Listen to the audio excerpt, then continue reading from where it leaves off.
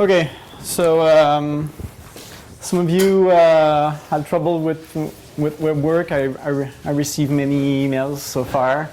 I guess the first assignment would be harder because we have to just get acquainted to web work. You have to pay attention to the symbols that web work accepts and those that web work doesn't accept. So on the course syllabus there was a link to have access to all these symbols and functions that you can type in or not. Also pay attention to the tolerance because, as I said, web work accepts a tolerance of 0.1%, which is not a lot. So when you have a numerical answer in particular, don't round up. Put 5, 6, 7 decimals just to make sure that your answer will be accepted. Because if you round up too much, it's going to be wrong. Okay, and don't wait for too long because some students did not start working on the first assignment yet. I can see your progression. Just in case you have trouble to log in, I guess you should start now. Okay, so after today's class there would be a third assignment now available online. Maybe just a reminder of what we did, well, what I did at the end last time. Oh yeah, and also we experienced some sound problem with the second video. I don't know what happened actually. The technicians also don't know what happened, so hopefully this time the sound will be good. Okay, so a reminder, we started with, let's say we have a function, be a function. Then I discussed last time the average rate of change and the instantaneous rate of change. So the average rate of change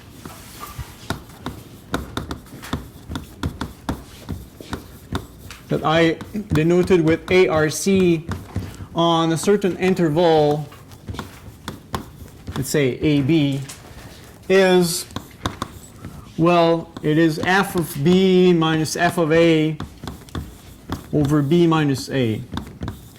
So this actually corresponds to the slope of the straight line that passes through these 2 points. So for instance, if I have my function f, and I have, I don't know, my point, let's put my point A here, and my point B maybe here, then this is really the slope of the secant line passing through these 2 points. Okay, so slope is precisely f of b minus f of a over b minus a, so the ratio of the variation along the y-axis over the variation along the x-axis. So in class we had an example. It was a profit function, and then we computed what was the average rate of change of the profit over a certain interval, so it was a production interval. Then I told you, well, okay, so this is not too bad if we want to have an idea of what happens over a certain interval. So roughly, say it's a profit function or a cost function, so roughly this is the way the function varies. Now the next step will be to, okay, now I would like to know precisely at each values of x how the curve behaves. So is it going up? Is it going down? What is the slope? Is it steep or not? So I would like to be able to choose any point here, for instance, and know the exact slope there. So again, if I stand up there, I would like to know if it is steep. Okay, just imagine somebody walking there, and that guy would like to know if it is steep or not at this very precise point. So this was what we call the instantaneous rate of change. And now we don't have 2 points, we just have one. But the idea is to take, well, this point and points that are getting closer and closer and closer to this point, so that at the end the 2 points are so close that they are, well, I guess not the same, but almost the same. Okay.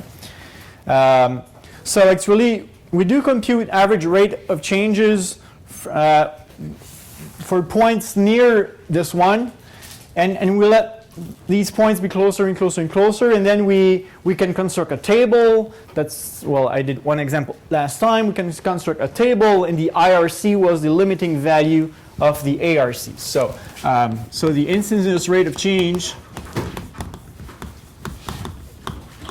instantaneous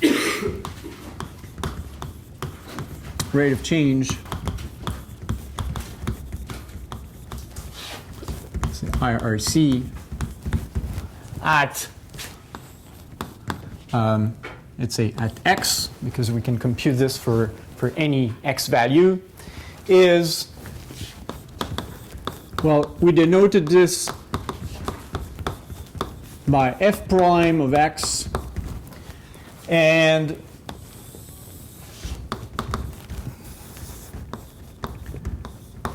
is denoted by this, and okay. So the formal notation, I guess, was f prime is the limit, so the limiting value in the table that we can compute. And as I said, we take, so maybe here, this is my x value, and then I'm going to take points that are getting closer and closer and closer, and use the ARC formula. So f of x plus h, so h is going to be my distance between my point in which I am interested and the second point that I take to compute the ARC. So this is the variation along the y-axis, and the variation along the x-axis is this x value, x plus h, minus this x value, which is x. So x plus h minus x is just h. So we did an example again with a profit function, and I computed f prime at 5. So I computed the instantaneous rate of change when x takes a value, was it 5? No, 1,000, sorry, 1,000. And the limiting value in the table was 5. So we got 4, 4.9, 4.99, and so on. And all these slopes, all these average rate of changes were approaching a certain value that was exactly 5. And okay, so we can use a table if we want, although this is not the best way to do it. And especially if we have to compute f prime at different values of x, then, well, just doing one table takes time. So if you want to do tables and tables and tables over and over again, because we have, say, x, 10 values of x to verify, it's going to be long. So I gave you another way to compute f prime that actually is going to be f prime of x. So once we have the formula, we just replace x by our given number or favorite number to get the slope, to get the instantaneous rate of change. So I said that to compute f prime x, as I said, one can do a table, but it is better to expand and simplify f of x plus h minus f of x over h. So you replace x by x plus h in the formula f, for instance, and then you subtract f of x. Then you will have many terms, well, sometimes many terms at the numerator that you can simplify. And then you can simplify a bit more, because after you cancel the terms here at the numerator, all the terms that survive, at least in the simple examples, the one we will deal with, all the terms that survive still contain an h. So you can factor out the h in front and simplify it with the h at the numerator. So factor out h at the numerator, and simplify.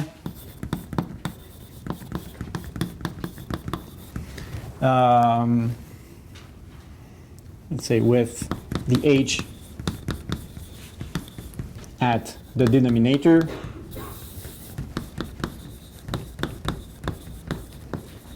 And the last step was then replace h by 0. Okay, and then you will get well, I did show an example, and I will show another example. But after this, you get f prime x. There's no more h because all the h's have been replaced by 0. So you get an expression in x only. And this expression tells you exactly what is the instantaneous rate of change for any value of x. So if you want to know what is the slope at some point, let's say here in my picture, I don't know, let's say this x is 10, for instance, then you just put 10 in the formula and you know exactly what is the slope there, very locally. So again, if you have a super zoom and you zoom the curve so much, you're so close that it looks like a straight line, the slope of the straight line is given by the formula. So maybe I give another example.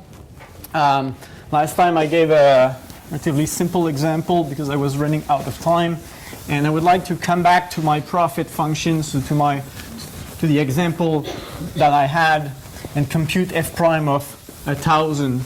Actually, f prime of 1,000, we already computed it using the table. We found 5, and I just want to verify with this way that we're going to get 5 again. And maybe I erased a bit too quickly. Once we have the slope, it looked roughly like this.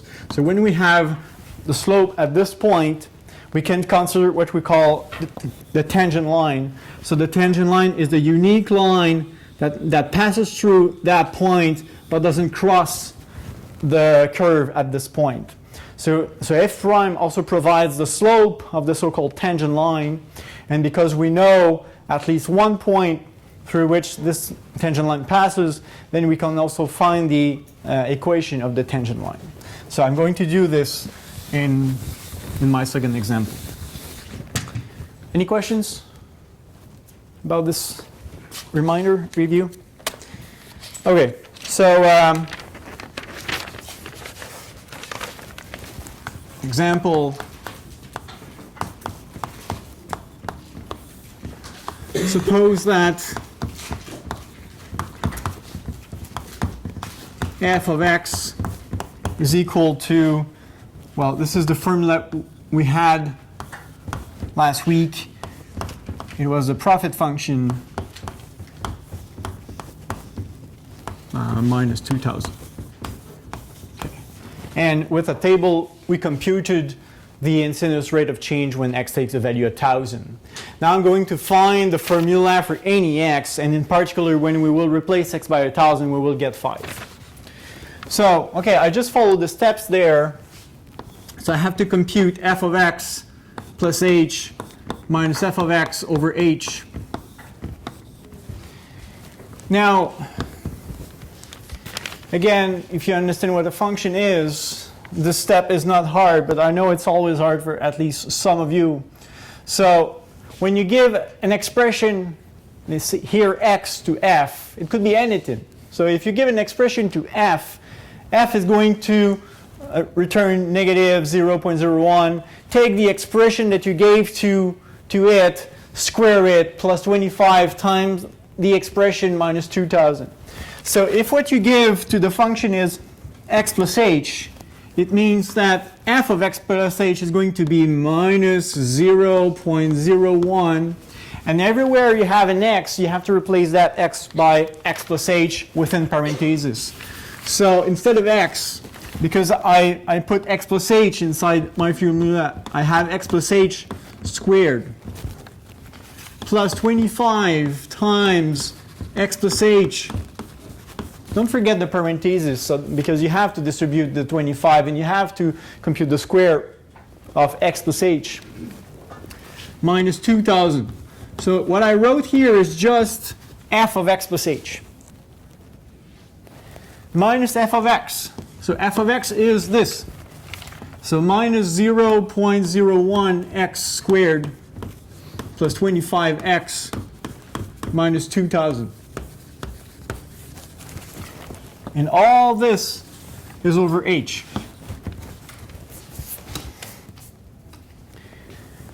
And now I have to expand this because some simplification must occur. So we have minus 0.01.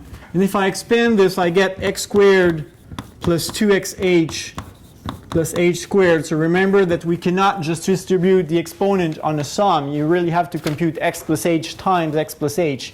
You're supposed to get this. Plus 25x plus 25h minus 2000.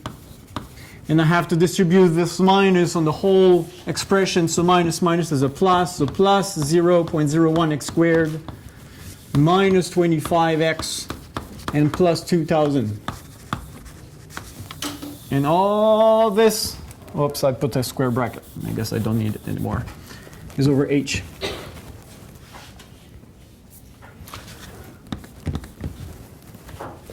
I'm not done with my expansion. Let me find just call it chalk, but I guess we can see green on green is maybe not the best choice. Orange will work fine. Okay, so I still have to expand this, I guess, but we can already see that the plus 25x with the minus 25x will go away. The minus 2000 with the plus 2000 will also cancel. So I'm not going to write these terms anymore. And here I have minus 0.1x squared minus 0.02xh minus 0.01h plus 25h plus 0.01x squared, and all this is over h. And again, there are some cancellations. This guy here with this guy there.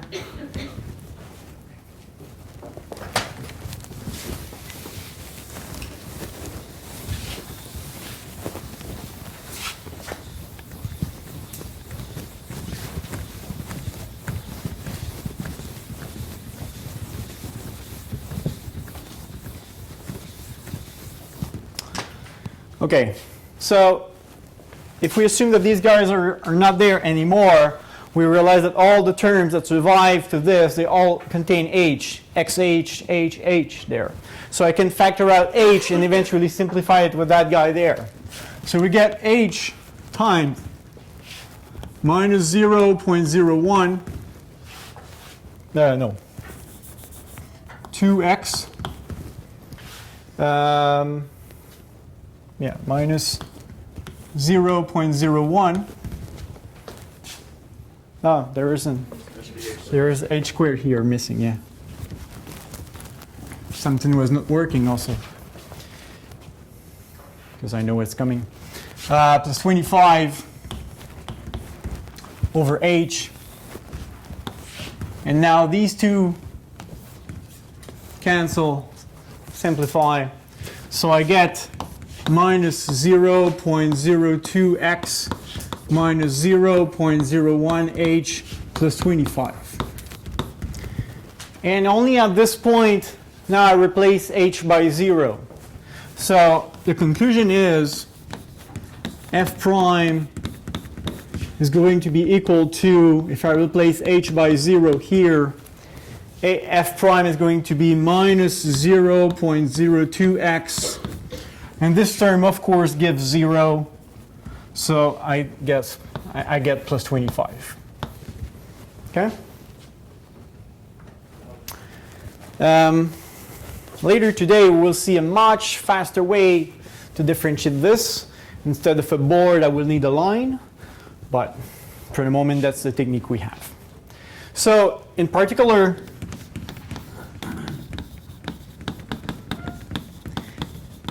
if I want to know what is the instantaneous rate of change when x takes a value of 1000, so the instantaneous rate of change when x takes a value of 1000, I have to replace x by 1000.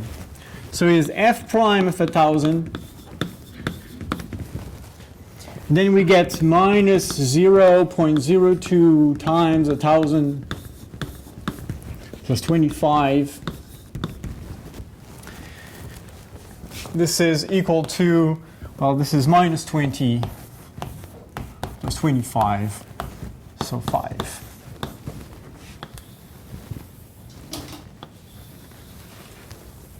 Which is exactly the number we got with our table last time.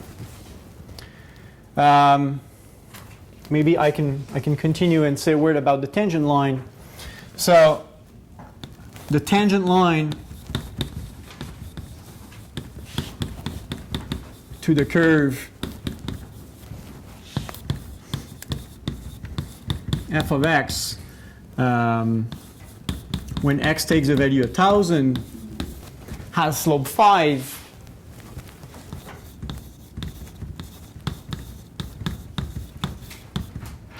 So it is of the form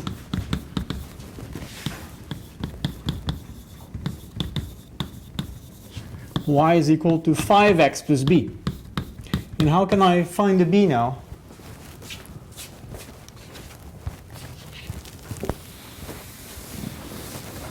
Any ideas?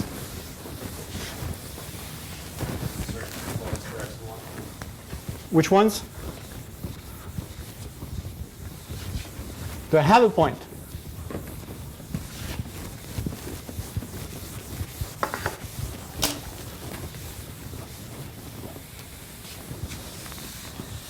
I do, because, well, my f of x is a parabola. Something like this. Okay, if you read f, you will see it's a parabola. And now, maybe I can try to locate my 1,000 correctly. 1,000 is here, say. I know the tangent line. Actually, the tangent line again is the unique line that touches the curve f of x at this point, but doesn't cross the curve. But I know it passes through the point 1,000 f of 1,000. So because I have f, I can compute what f of 1,000 is. And we did it last time. It was 13,000. So the point we have here is the point 1,000, 13,000. So that's the point we have to use to find the b. Okay, so now the tangent line passes through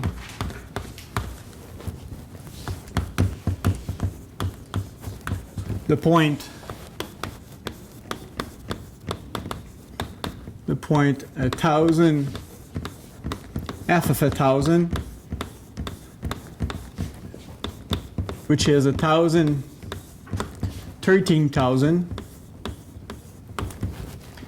So to find the b, I have to replace y by 13,000 and x by 1,000. So I get 5 times 1,000 plus b.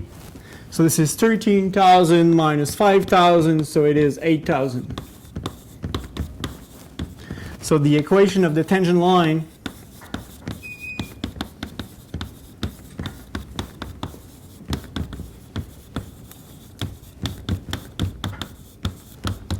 is y is equal to 5x plus 8,000. So this is the equation of the line in orange.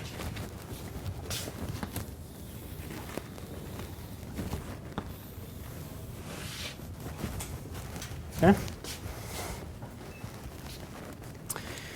So this is much faster in this way than constructing a table, and especially if you have to compute the instantaneous rate of change for different values of x. Once you have the formula here, it's always the same formula. So you always take the x value for which you have to compute the instantaneous rate of change, you replace it there, you get the number, that's it. Okay? So it is much faster than doing tables and tables and tables. Questions about that? No? Okay. now other notations for the derivative, because I introduced the prime notation, but there are other notations.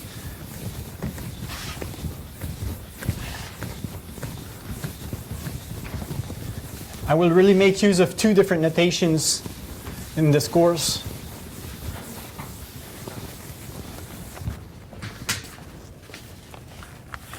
Okay, so other notations. So this course is really about the instantaneous rate of change, so really about f prime and not that much about the average rate of change. So if we have a function y which is f of x, then, well, the following notation mean the same, and I'm going to write equal in between them also. So f prime x, another way to write f prime x would be d dx, so d over dx, and here I have to put an argument which is my f. So d for derivative in the x at the denominator, kind of. I mean, it's not a fraction, it's really just a notation, but it means the derivative of this function with respect to the variable x. Here we just have one variable. I mean, this is a one variable function, so I guess the x here is maybe irrelevant, and that's why prime is enough, I guess. But by the end of the course, we will have functions in several variables, and then the prime notation will not be adequate, will not be a proper notation, and then this will make more sense. Actually, we'll have another notation with the index, but now it will be important to specify the variable that we use for the derivative. And another way, because I put y there and I did not write y here down here, would be to well, I guess I can write d over dx of y, but when there is only one letter, I don't know if it's because we're lazy. Well, I guess there is another reason that maybe I don't want to explain now, but it's pretty rare that we will write this. We will more write dy over dx. So we won't see this quite often. We will see this one, and this one quite often. Okay, so it's rare that we write this down, but it's so four different notations for the same thing.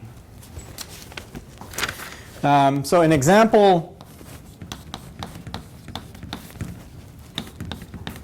if y is equal to x squared plus 2, I think that's one example we did together last time, then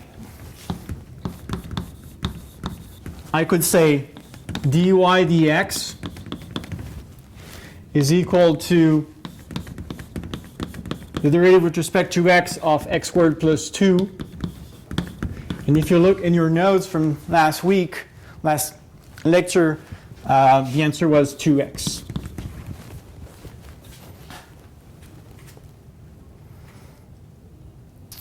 If I don't want to use the d notation and I prefer the f prime, well, I guess I have to write if f of x is equal to that, then f prime is equal to 2x. Okay? So just different notations. Okay. No questions? You can practice in the textbook. I hope you also practice in the textbook, because I cannot cover all types of questions just on web work. I do my best, and I limit myself very much to 10 questions per class, especially today. I had really trouble to restrict me to only 10 questions. Okay. 11.3. I'm going to come back to 11.2 shortly. So estimation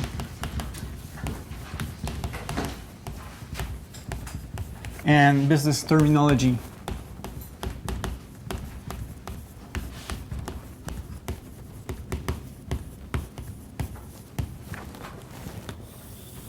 So 11.3 again is in the textbook. Okay, can I erase this little part there?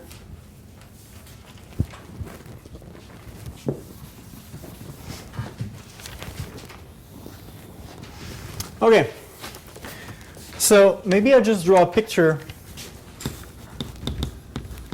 Say we have y, which is f of x, and again, I'm just going to draw a curve, any curve.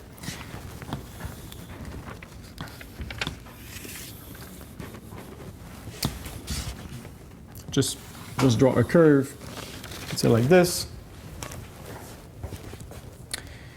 And let's say I choose a certain x value, let's say here.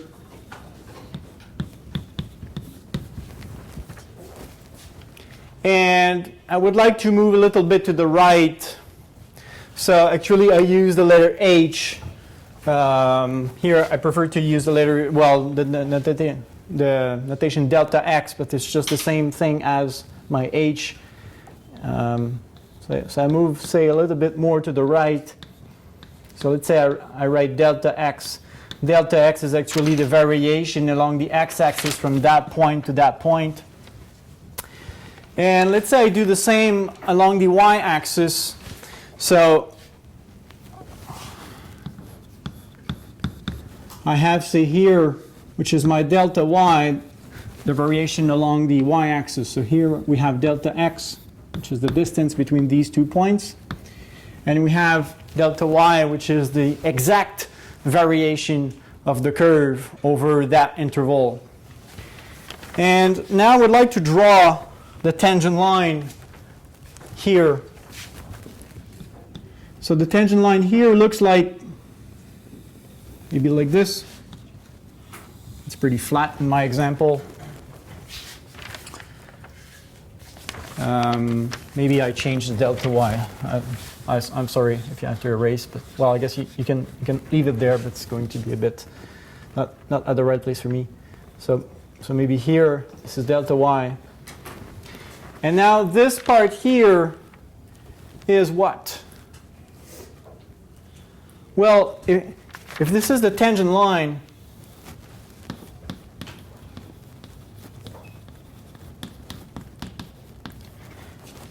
its slope at one very precise value of x, which is, say, x, the slope is f prime x. Okay, that's what we just discussed together.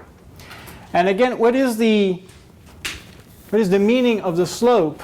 The slope of a straight line is the variation along the y-axis when there is a variation of 1 unit along the x-axis. But if there is a variation of delta x units, we have to multiply delta x by f prime. So what we have here, this variation there, is f prime x times delta x. My dotted line doesn't seem to be horizontal. It should be.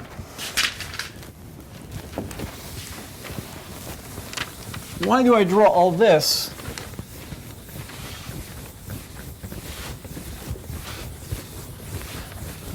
I draw all this because I want to say a word about estimation, as you can see in the title. So the conclusion is that the exact variation along the y-axis when the quantity passed from x to x plus delta x, so the exact variation is really, well, the difference here, so delta y. And the exact variation is not too far from this here, f prime times delta x. So delta y is close, and I guess it depends a lot on the curve. Here it doesn't seem to be that close. So this is, well, this can be estimated by this quantity. Okay, so if you want to know the variation along y, you can approximate this using the slope times the variation along the x-axis.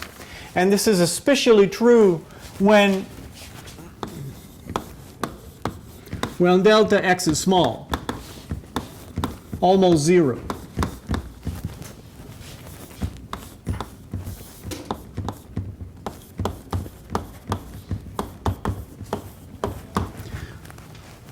Like in my curve, we see, well, if really my curve goes up this way very, very fast, if I take a large interval here, let's say my delta x, instead of being that long, it is that long, then my estimation will be this, while my curve is now pretty high. So when I'm far from the point where I use the tangent line, the estimation is not so good. But if I'm pretty close, well, look, my orange line is pretty close to my white line. So when I'm close to the point that I use to draw my tangent line, the estimation is good. So this is a formula to remember. But in particular, in business, we mainly use this formula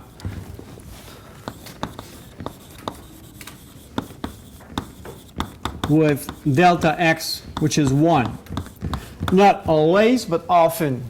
And why? Because often my x will represent a quantity of chairs, of tables, whatever. My vertical axis will be in dollars, money, so profit, cost, whatever. And actually, we have to know, well, what will be the difference, what will be the variation in the total cost or in the total profit if I produce one more chair, one more table. It's hard to produce half a car or half a table. So we produce it or we don't. So that's why we increment our x by 1 unit. And in that case, what do we get? Well, when the delta x is 1, I replace this by 1, and then I get that the variation along the y-axis is roughly just f prime. Let's say in this case, the variation along the y-axis is pretty close to be just f prime.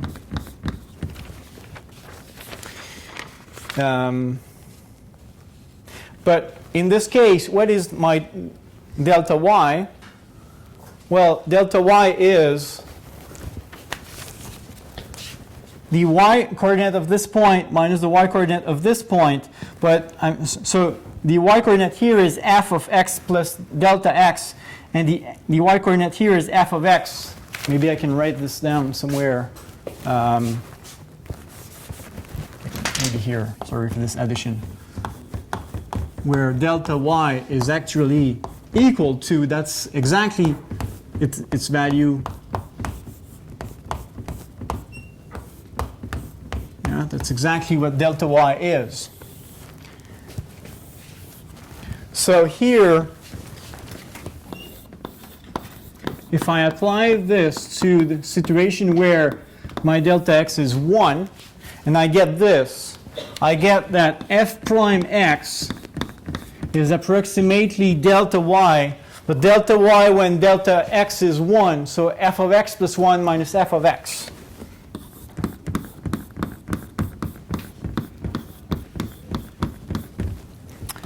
Okay, so really that's what it says. F prime, if you plug a number, say 5 here, you get an estimation of the variation, say in the cost or in the profit, whatever, when you produce 6 chairs instead of 5, kind of. Okay, so this is an estimation of the extra cost or the extra profit caused by one more unit.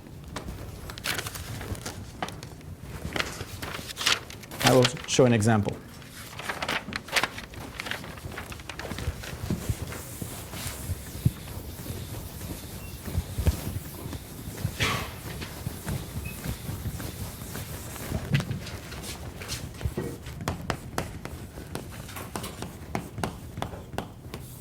Example. A cost function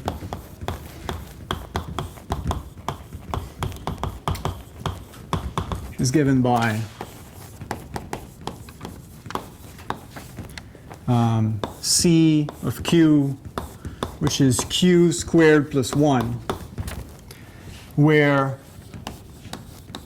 Q is the number of units produced.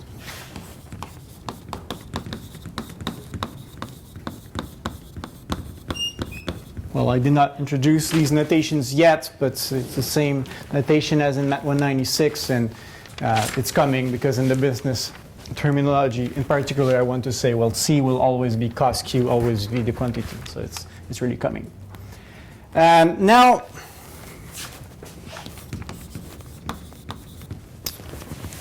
well, I give you what C prime is. This is q squared, 2q, sorry, 2 times q. For the moment, it's, well, not so hard, but it's a long exercise. In some minutes, it will be, well, you will just write at the end. Just write the answer with the formulas that we will get eventually. Okay, so in particular, or for instance,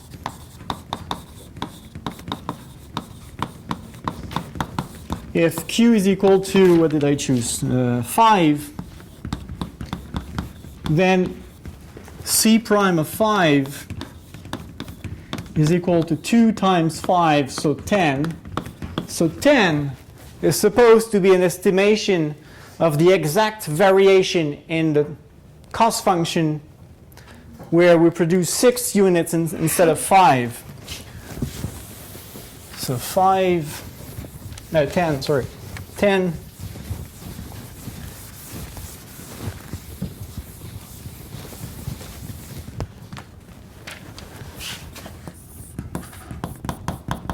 is an estimation or estimates the exact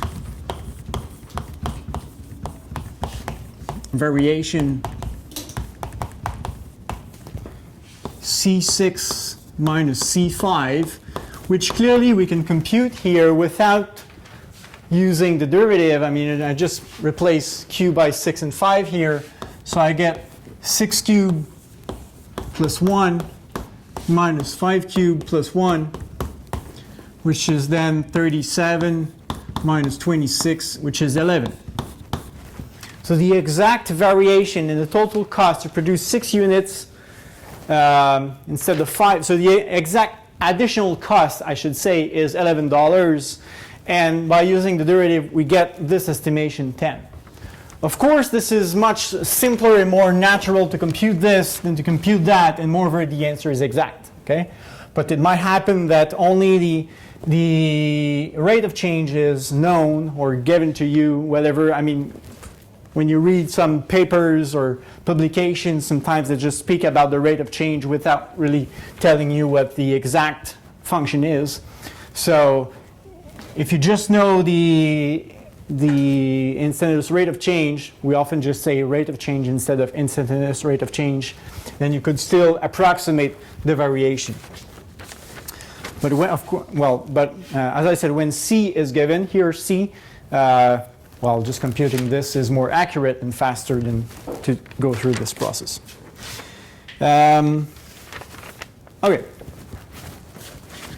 So in the assignment 3, there are questions like that where they ask you to compute this quantity and also to approximate, to estimate the quantity using the derivative.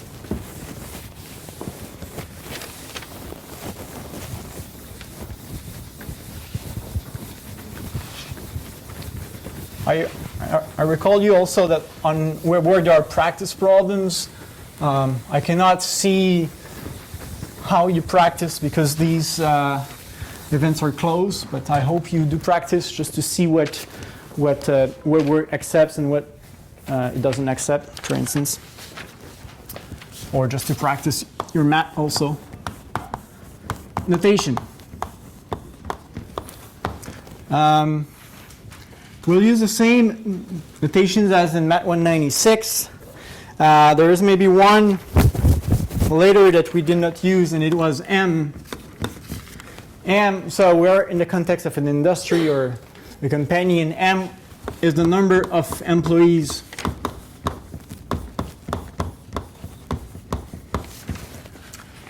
Q will be the number of units produced.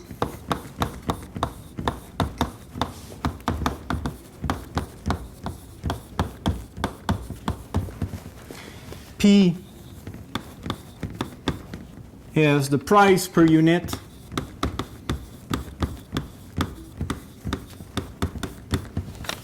So these two, Q and P, are often related via demand functions or supply functions.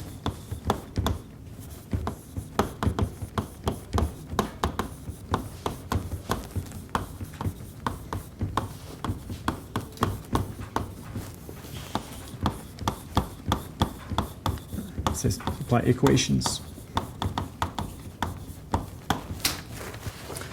We have R for revenue.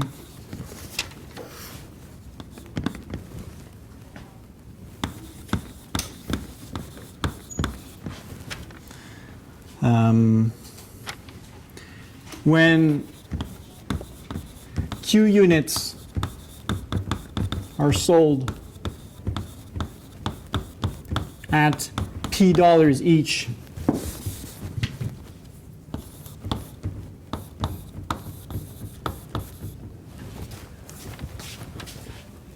so this is clearly Q units times P, or P times Q.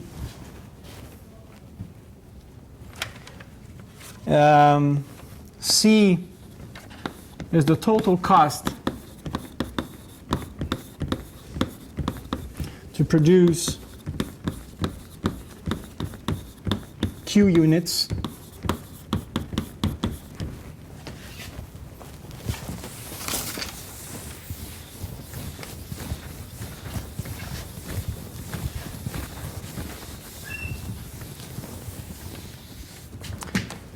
Another one, honestly, I don't remember if we used this symbol in 196.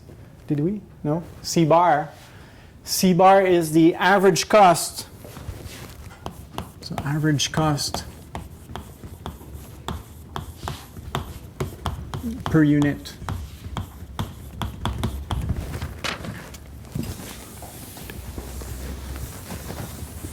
When Q units are produced.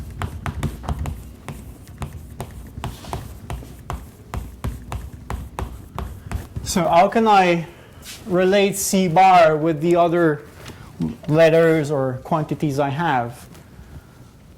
Well, the average cost per unit will be the total cost divided by the number of units. So C bar is C divided by Q. Okay, so C is the total cost to produce Q units. So you take your total cost divided by the number of units, and it gives you the average cost per unit. Of course, we also have that C bar times Q is now C. Maybe the last one. There is no letter for this in the textbook. It is the profit.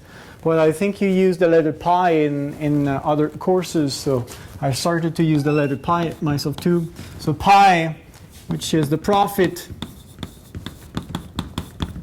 when Q units are produced and sold.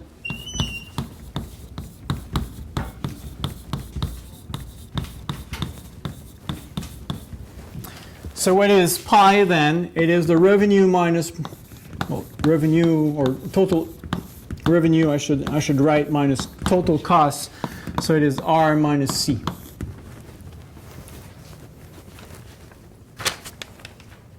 I can also write, because R is PQ, this is PQ minus C also.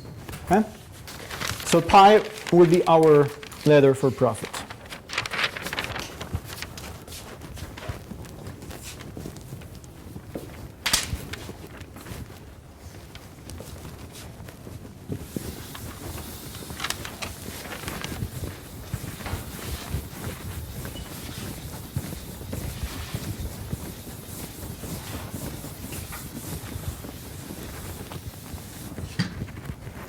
Okay, another word that we will see is the word marginal.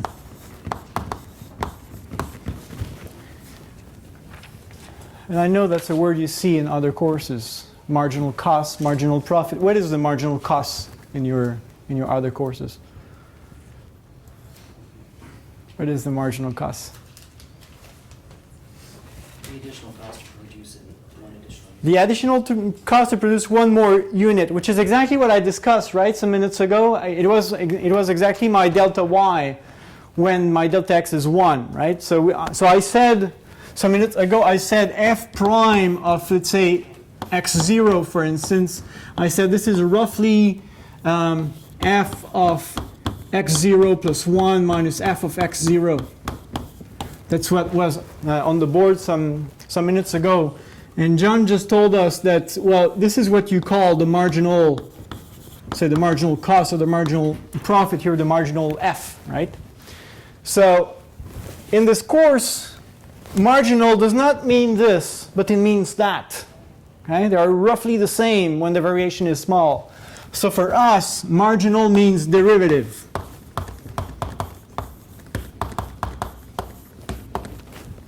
So if you see the word marginal cost function,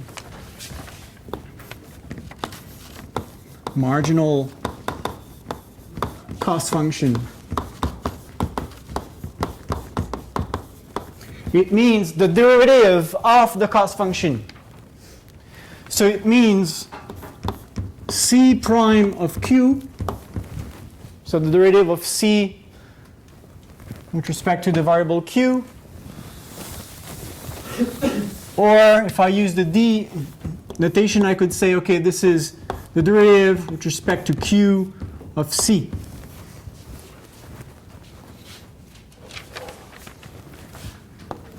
The marginal revenue function.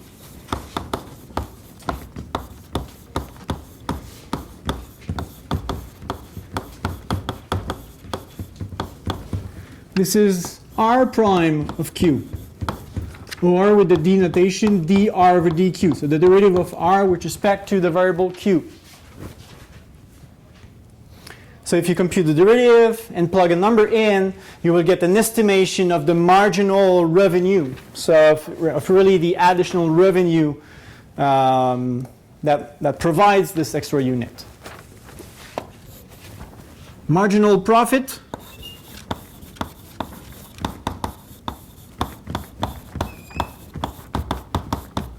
Let's say pi prime of q, or the derivative of pi with respect to q. And there is one which is a bit tricky, the last one. And because it's tricky, it's the one I use in my exams. The marginal revenue product.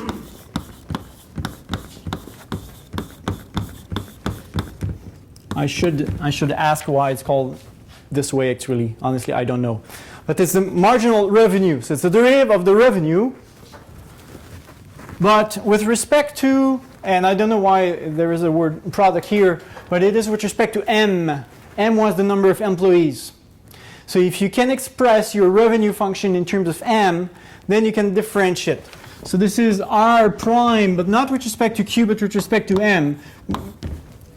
Meaning that to compute this, you first need to express r in terms of m and not in terms of q. For instance, if you know how many units are produced by m employees, and sometimes, and you can replace your q by an expression in terms of m. Or if I use the d notation, it is dr over dm. Okay, so the derivative of r with respect to m. So pay attention to these two. They are quite, well, the wording is quite similar. I guess it's a marginal revenue product function, I presume. So the wording is quite similar, but the meaning is different. So this tells us how fast the revenue changes with respect to the quantity. So if we produce one more unit, we have an idea of the increase in the revenue. This means if I hire one more employee, what is the variation for the revenue? Okay? So the meaning is quite different. Variation of the revenue when Q increases by 1, or variation of the revenue when the number of employees increases by 1.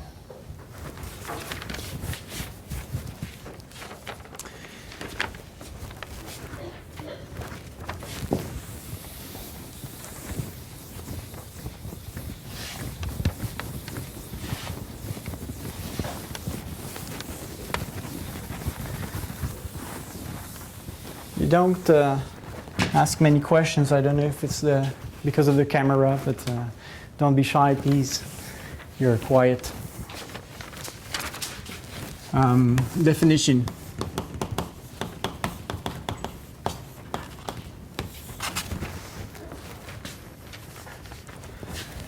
So some more terminology, two more. The relative rate of change of a function f of x is the ratio of f prime over f.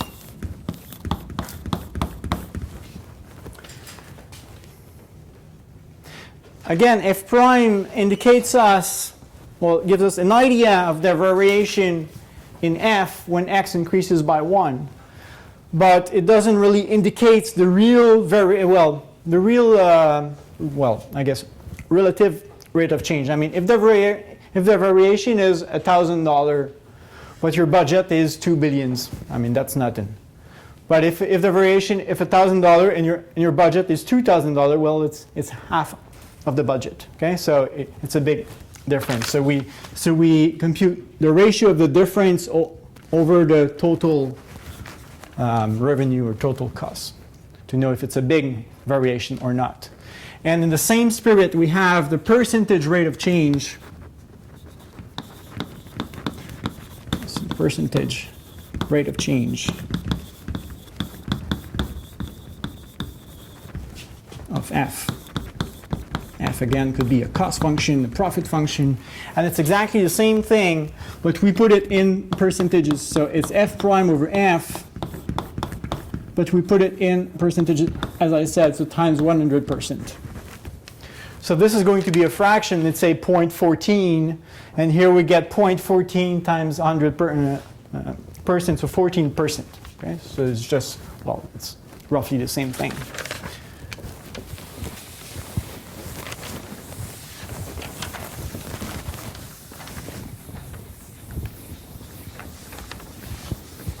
Let's see an example of this.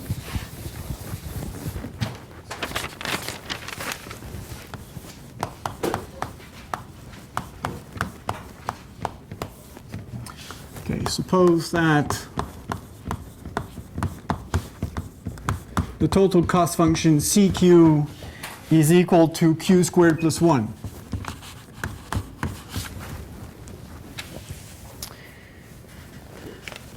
Then the marginal cost function is C prime of Q. And again, well, I will leave this as an exercise, but the answer is 2Q.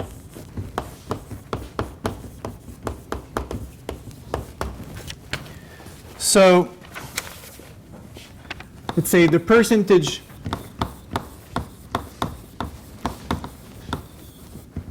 rate of change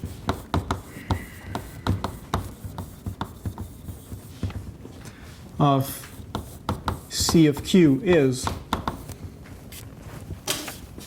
C prime of Q divided by C of Q times 100%, which means in this example 2Q over Q squared plus 1 times 100%. I'm going to plug a number now, replace Q by 5. So in particular,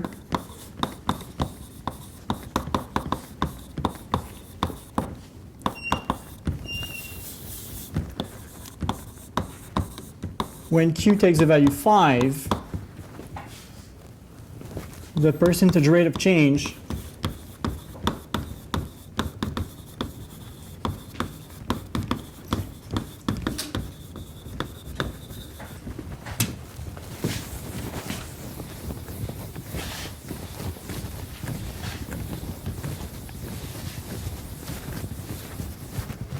is,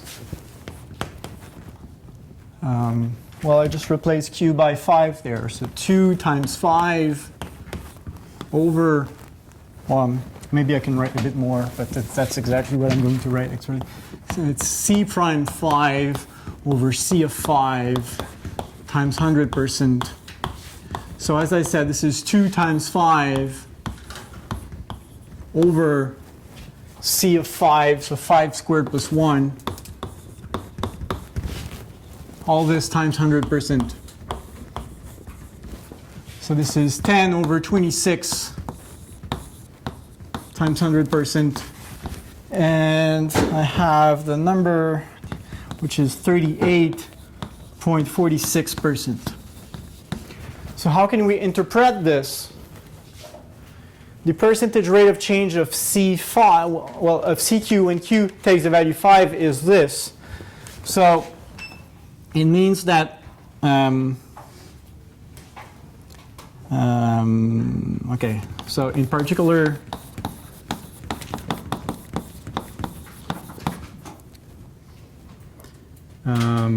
producing, or I should say, conclusion is better. Conclusion, producing one more unit, so 6 units instead of 5, because I replaced my Q by 5.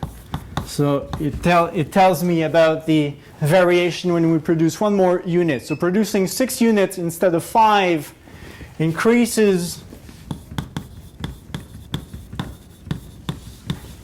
the total production cost. No, let's say just the total cost, because that includes the fixed cost also. So it increases the total cost by approximately, because this is an approximation,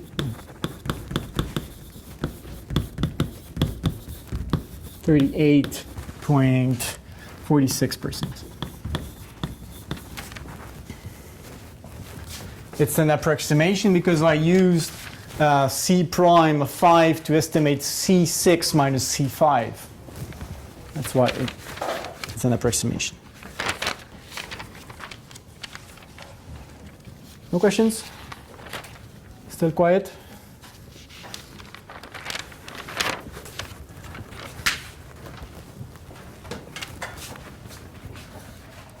You won't believe at home that I'm not alone.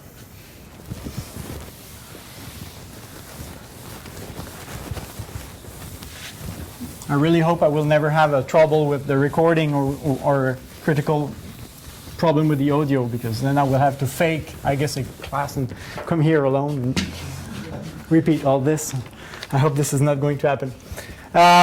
Okay, so now I come back to 11.2 and I do 12.1 and 12.2 at the same time. Because, well, I guess it goes fast during the spring semester, and I don't know if you really had time to practice compute f prime differentiation. So, okay, I don't know if you really had time to practice to compute f prime with the method that I explained, either with the table or with the formula that you expand and then replace h by 0, but that's pretty long. And here we will see rules that are much faster. Actually, if you try to use the definition, so with the limit as h approaches 0, there are functions for which, even if you try hard, probably you will not make it, because it's really hard. With the polynomials, so the 2 examples that I showed on the board, it was relatively simple. Because it was just quadratic functions. But if you have more complicated functions, then you're not going to make it. So there are rules now, and from now on, I guess you will just use these rules, except on the final exam, well, I would say use the definition of the derivative to compute f prime, and then you will be forced to do it. But in the assignments, I guess you will never really do it by hand. You will use these rules. So let's see some basic rules, and then we'll see eventually more complicated ones. So the first one is, let's say we have a constant function. So we have a function that is equal to c. So it doesn't matter which number you put there, the answer is c. C, 3, 5, 7, okay? Always the same number. Say with c, a real number. Okay, so that's what we call a constant function. I guess I should have the comma. Then, what is f prime of x? 0. Why? You're right. It's 0. Why? What is f prime again? It is the rate of change. It is the variation in y, right? So what our situation is we have a function which is constant, right? So what is the slope at any point? The slope is 0. It's quite flat, okay? So the slope is going to be 0. Actually, it turns out to be a straight line in that very specific situation. And actually, f prime is exactly the slope. So if you have f, which is mx plus b, which is a linear function, and you go through the definition, you will find m. That's going to be your answer. So the instantaneous rate of change of a linear function is the slope. So it is compatible with what we know already. Okay, so an example. It means that the derivative, and now I use the d notation, I'm going to pass from one to the other because you need to practice. So the derivative of 3 would be just 0. Okay? That's what this means. Here in the prime notation, here using the d notation, but it's the same thing. Okay? This one was easy. The next one, if you know the answer, I guess it will mean you failed the course once. That's why you know it. So B, okay, so this A was for constant function.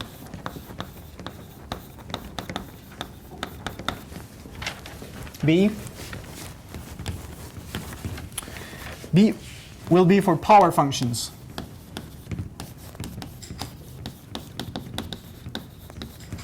So what is the power function? Let's say we have f of x, which is x to the power n with some fixed n, which is, well, often the letter n is used for the integers, but let's say it's a real number. Okay? So any number. Then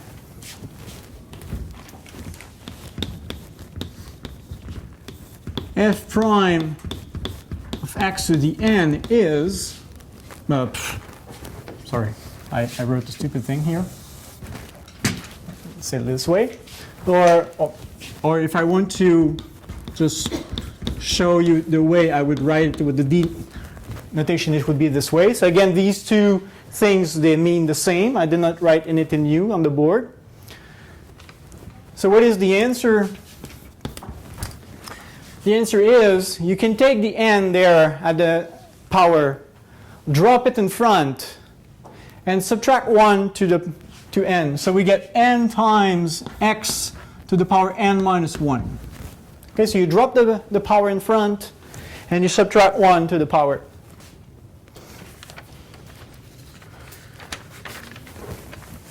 Let's see some examples.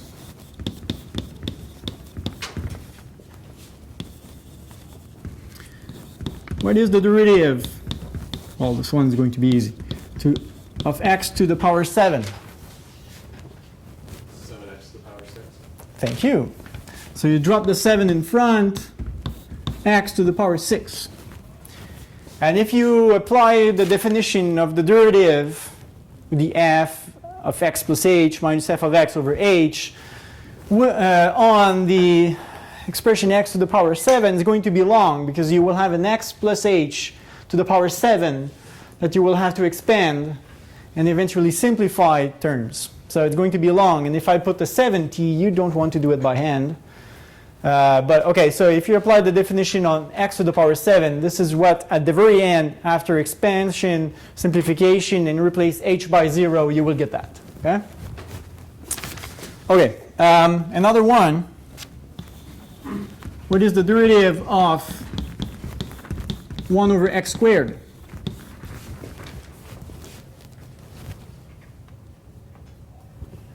Is there a way to write 1 over x squared in the form x to some power?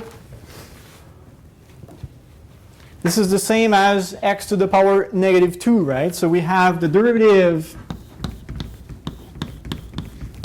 of x to the power negative 2, and then I can apply the formula. So I drop the negative 2 in front, x, and what is the new power? Negative 3, not negative 1. Okay, I often hear negative 1. Negative 2 minus 1 is negative 3. So if I don't like negative exponents, I could write, say, negative 2 over x to the 3. But this is also a correct answer.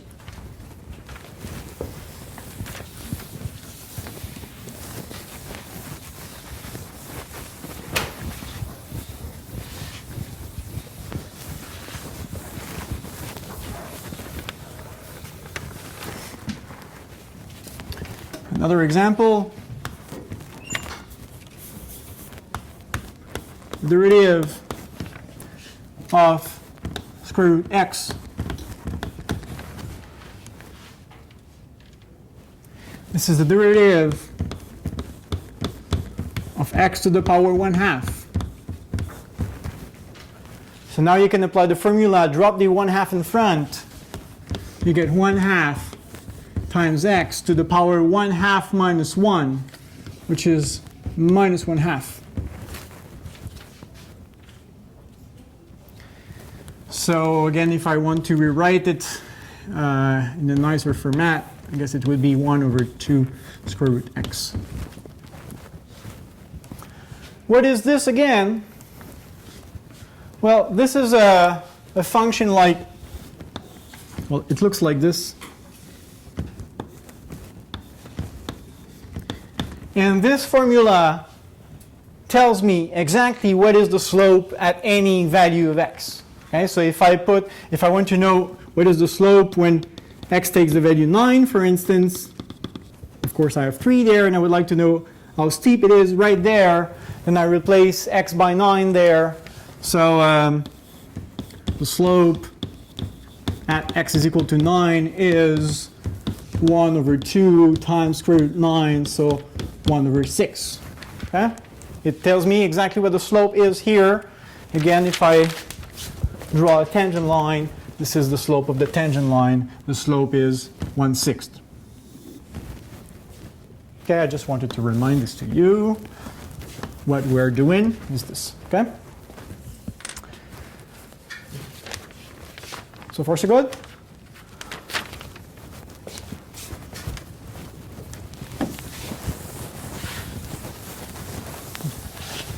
I'm not done at all with the formulas.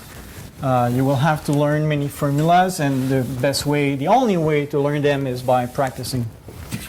You're a bit lucky because your exam is quite far, well, in 5 weeks now.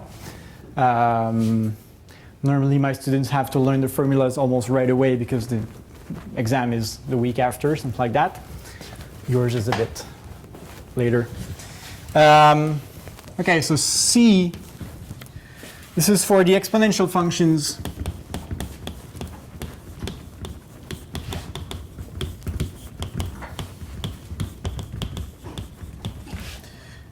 Okay, so let b be a positive number, then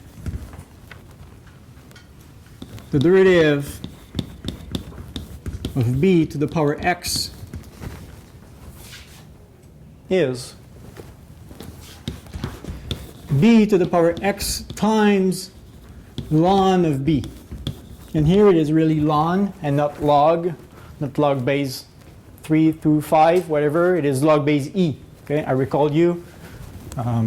Maybe here a reminder that ln of x means log base e of x.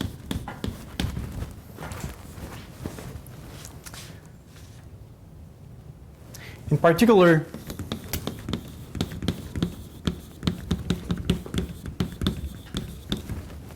if I have to differentiate e to the x, what do I get? Well, I just replace b by e. Okay? So I get e to the x times ln e. And what is ln e? 1. Because the log functions are the inverses of the exponential functions, and this ln is log base e, so I have log base e of e. So this is 1. This is 1. So we get just e to the x. So the derivative of e to the x is itself. It's one of the very rare functions having this property. So it means that if you have the function e to the x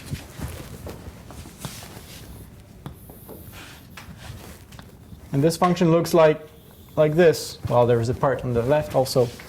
But if you have a point here, I don't know, let's say 7. So here's the point 7, e to the 7. What is the slope there? E to the 7. Okay? So the slope is given by the y coordinate. So if I draw the tangent line in our range, the slope would be e to the power 7. So the slope at x is equal to 7 is e to the power 7. Don't try this with other functions.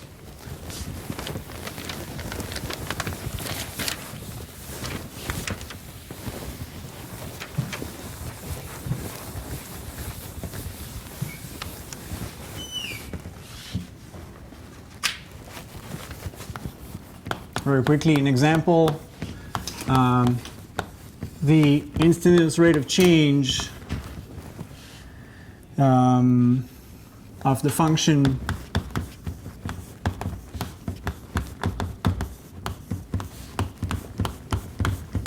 two to the power x when x takes the value 0, for instance, because it is easy, is,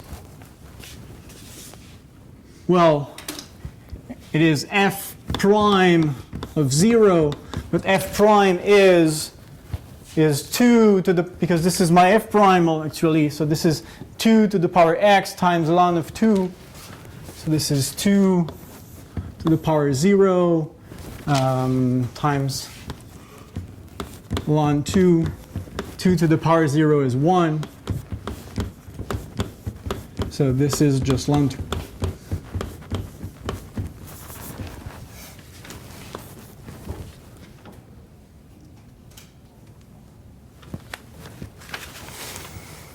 Okay, D, logarithmic functions.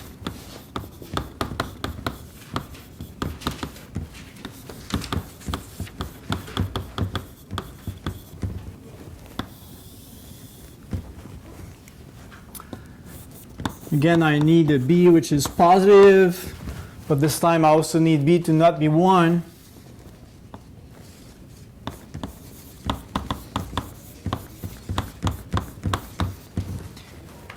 And now I want to differentiate the function log base b of x. So the derivative of the function log base b of x. I guess you noticed that at the beginning I was using the prime notation, and now I use the d and I mix them. I don't want to confuse you. I want you to get, well, to get used to both notations. So the derivative of the function f, which is log base b of x, is 1 over x times ln of b. And again, this is ln. It is not log. It's ln.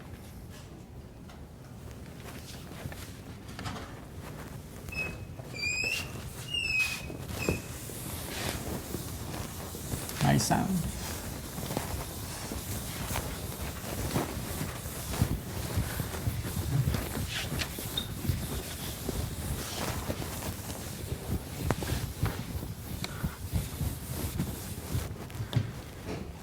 In particular,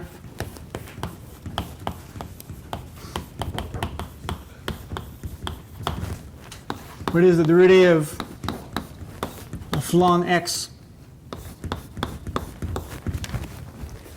Well, ln x, we said, I just erased it. Ln x means log base e of x. That's what it means.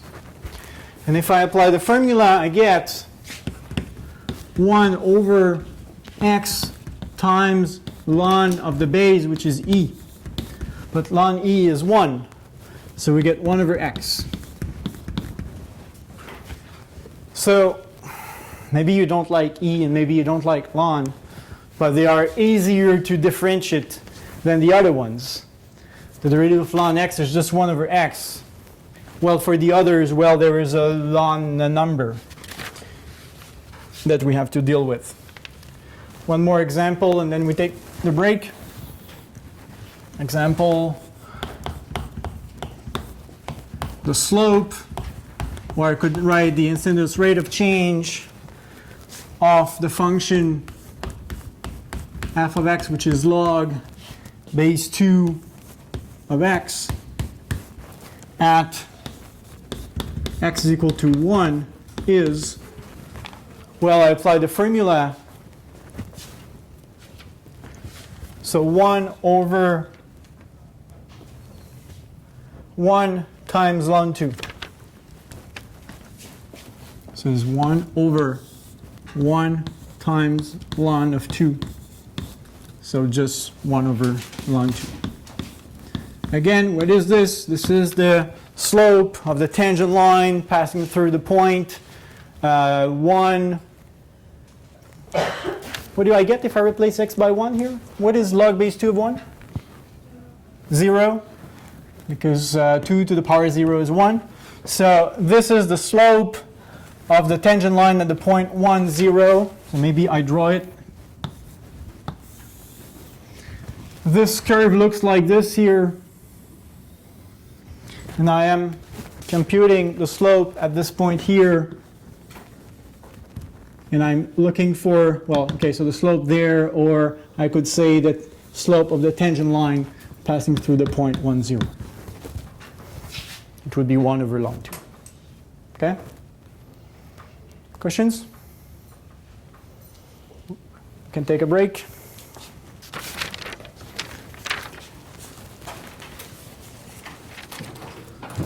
We can start at 2:35. I'll give you a 10 minutes break.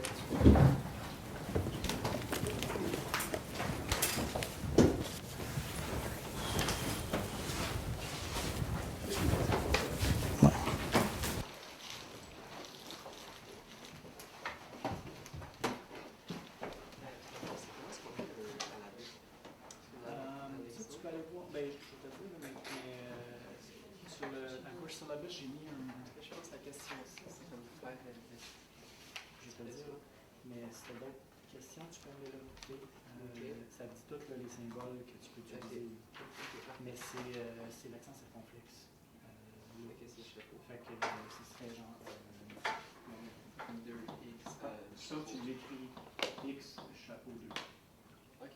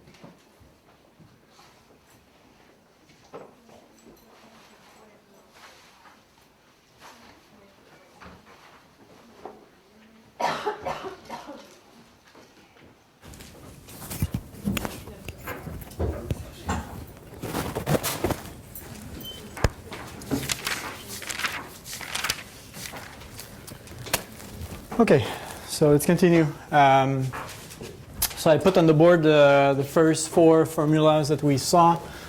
So the first one is the derivative of a number, because c is a number here. The derivative of a number is 0.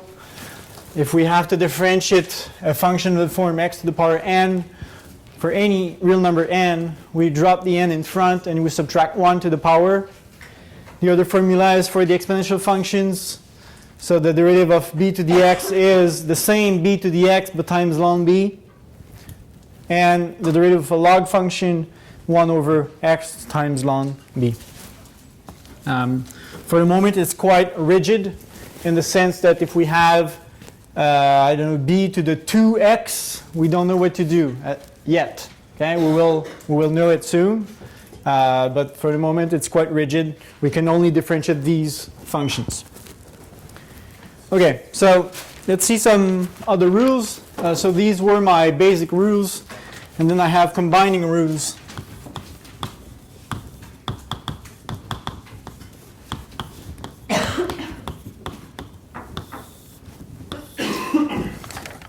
So E.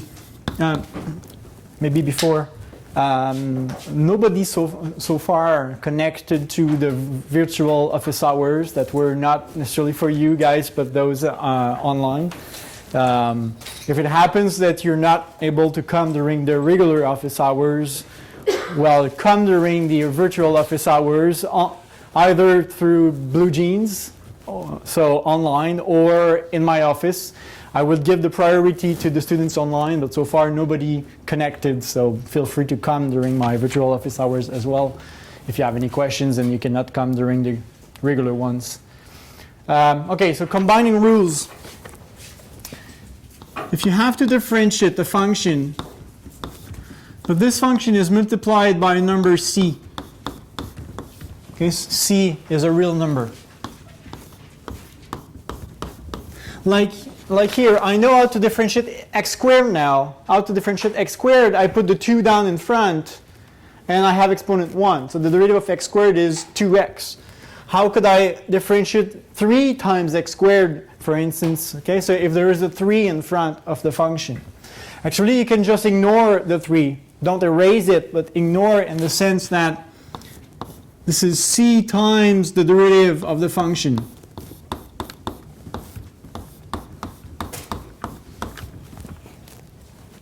So if c does not depend on x, if c is really a number, you can put it in front.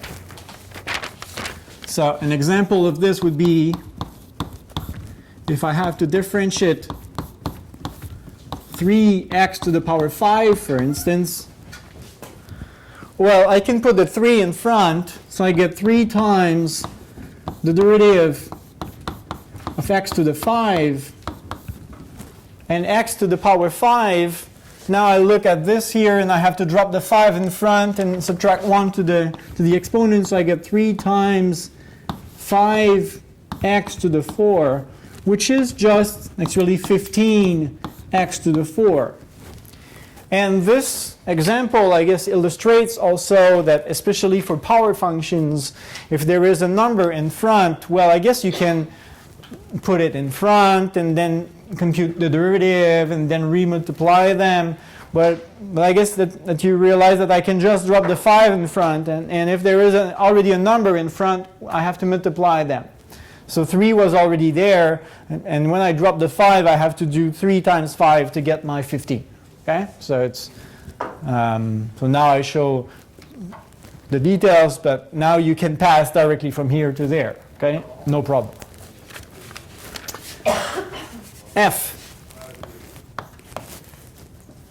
So this is when we have a multiplication by a scalar, by a number. So this is the rule for the scalar multiplication. Now, the rule for the sum of two functions, or the addition of two functions. So if you have to differentiate a function f plus a function g, so you have two functions added, and you have to differentiate their sum. Well, the derivatives are compatible with the addition. So this is the same as the derivative of f plus the derivative of g.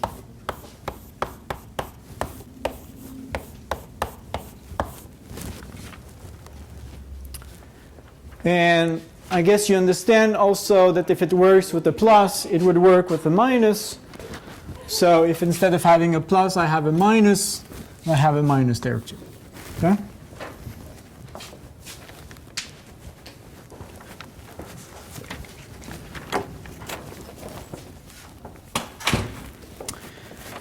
Okay, so let's see some examples. The derivative of 4x to the power 6 minus 3x, say. Again, I will show all steps here, but after you can go directly from here to the end if you understand the rules properly.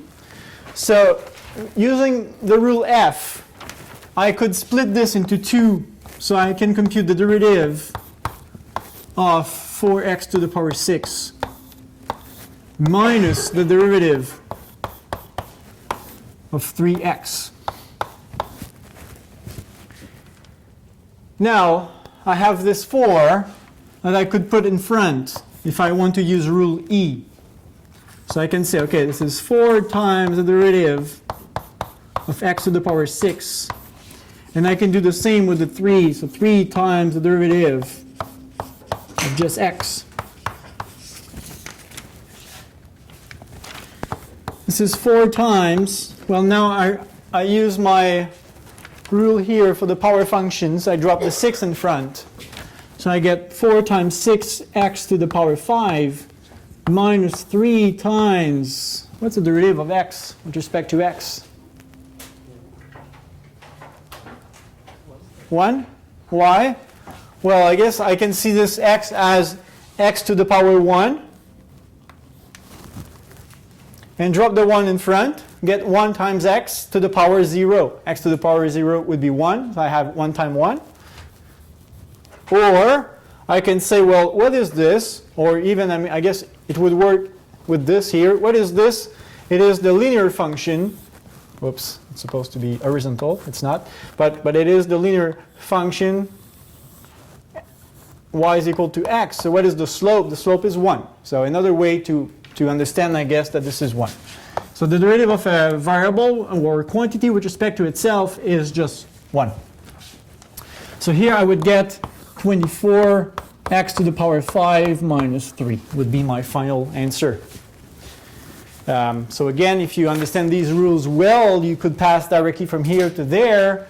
So we know that I can deal with these two expressions separately because there is a minus or a plus, but here it's a minus.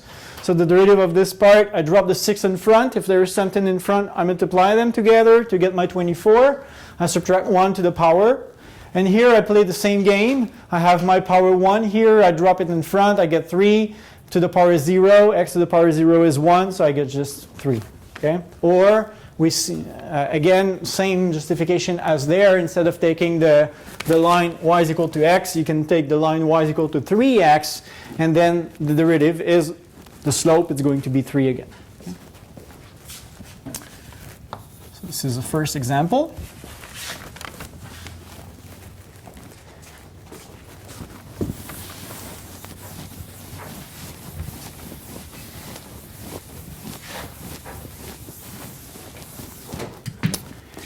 Another example can be the derivative of 3x squared minus 2 times log base 8 of x.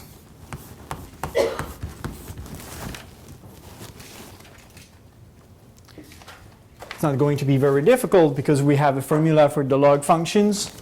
So again, I can say, okay, this is the derivative of 3x squared minus the derivative of 2 log base 8 of x. And here, again, I can put the 3 in front if I want, but I know that I can just drop the 2, and if there is something in front, we multiply them. So let's say that this is just 6x. And here I can use the rule that was here. So if you have to differentiate a function and this function is multiplied by a number c, you can put the number c in front.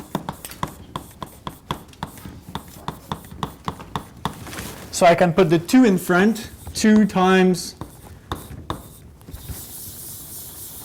the derivative of log base 8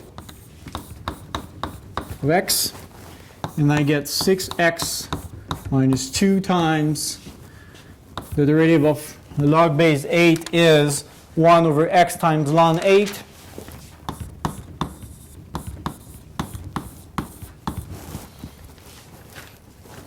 And that's it. 6x minus 2 over x ln 8.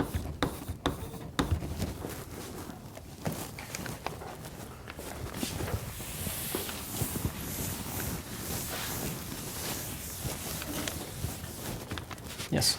So you wouldn't like expand on that further? You wouldn't do x times, you wouldn't like do ln 8 on your calculator and then expand on it further, or you just leave it? It's better if you leave it like that. And you can try with the practice problems, but I'm pretty sure that, well, I am 99% sure that web work accepts this too. Okay. So if you don't want to round up, you just type ln of 8 and that's better. Okay? Okay, and my third example will be the derivative of, well, I mean, ln 8 is a number, right? I don't know what it is exactly, but it's a fixed number. So.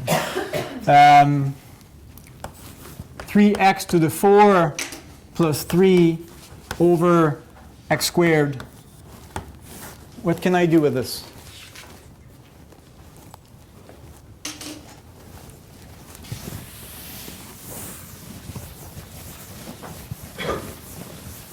How can I use the formulas we have seen so far? Because I guess if it's not the first time you try that course, you know how to do it. But using the formulas we've seen so far, how can I do it?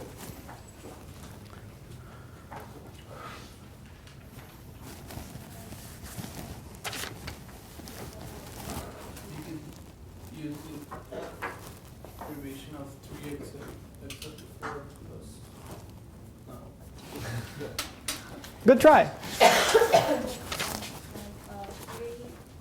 x to the square over 4 over x squared Yeah. plus 3 over x squared. Okay, yes. So I'm a bit lucky here because if I had a plus 1 here, what I'm going to do will not work. Okay? But we're lucky here. It's just x to some power.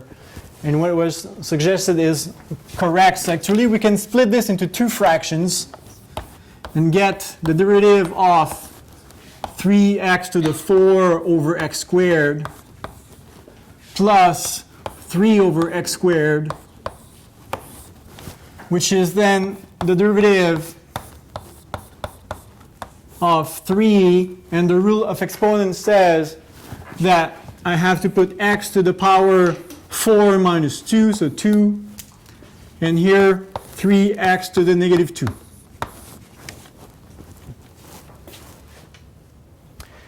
From there, I can split this into 2 derivatives. So it's the derivative of 3x squared plus the derivative, I don't know why I chose 3 as both places. I mean, anyway, it doesn't matter, but it would be better with a different number. Plus 3 times x to the negative 2. And then I play the same game as before. I just drop the power in front. So I get 2 times 3, 6, x to the power 1, plus negative 6. 3 times negative 2 is negative 6. X to the power negative 2 minus 1, so negative 3. So I guess I could rewrite this as 6x minus 6 over x cubed. Okay?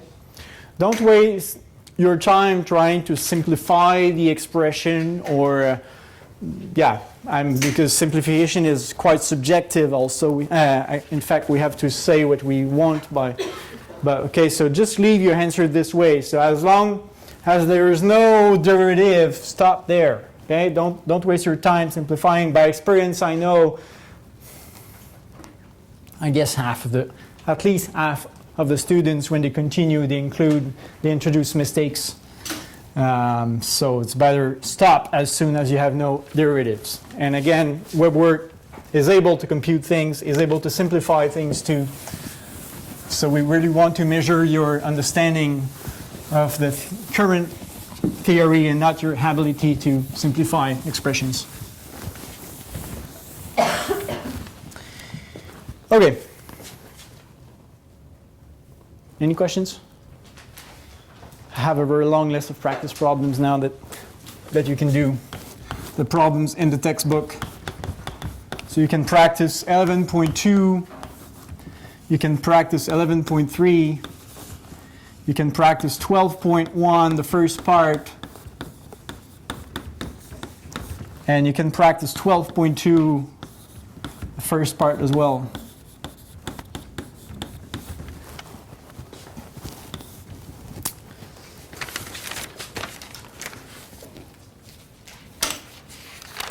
I guess you will not do all the practice problems in the textbook and all the practice problems on WebWork, but practice, practice, and practice.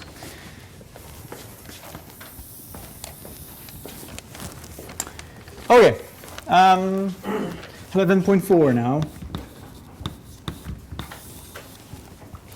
Product rule.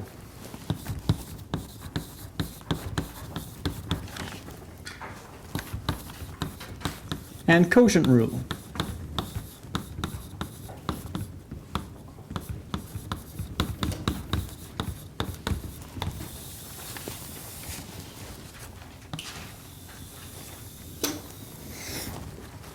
Okay. I started with a warning.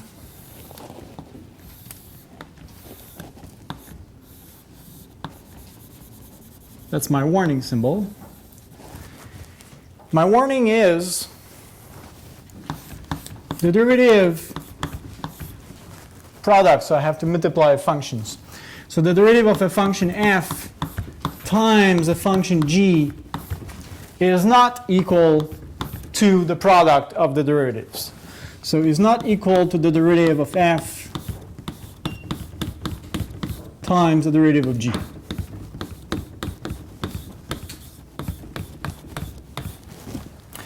And I can give you a very simple example to convince you of this fact.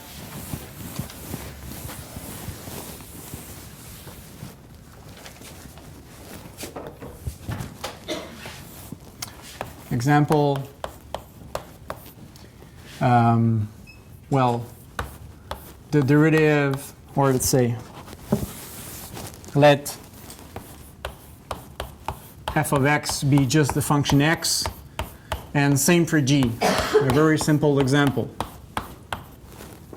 Then what is f times g?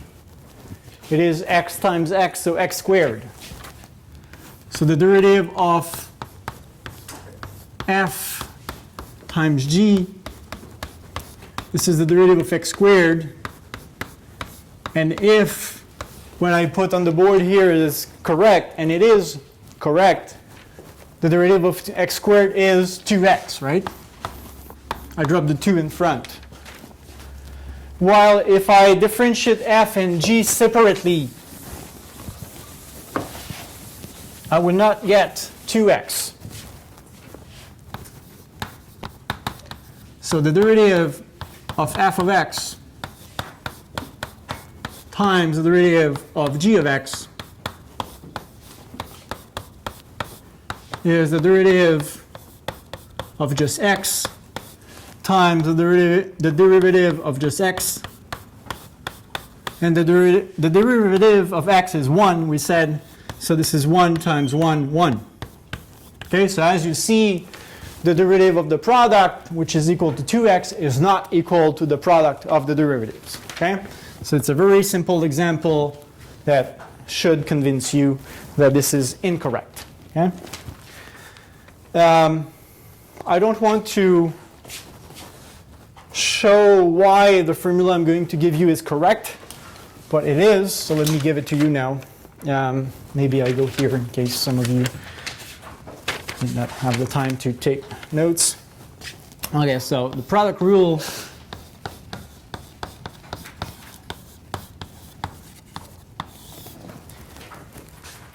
the derivative of f times g. And here I'm going to use the prime notation just because the notation is, well, not better, but less cumbersome, I guess. So how do we differentiate the product? We differentiate the first function. So I could write d of dx of f, but let's say I write f prime. So we differentiate the first function, and we multiply it with the second function, plus the first function times the derivative of the second function. This is what the product rule is.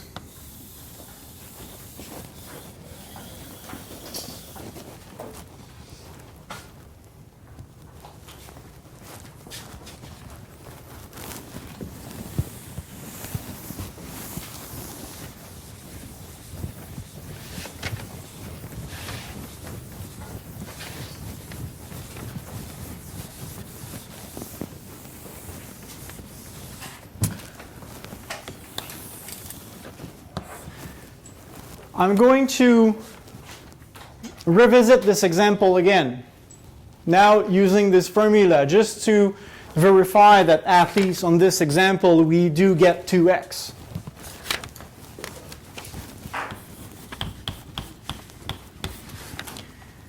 I have more examples, but the first one would be, okay, the derivative of x squared.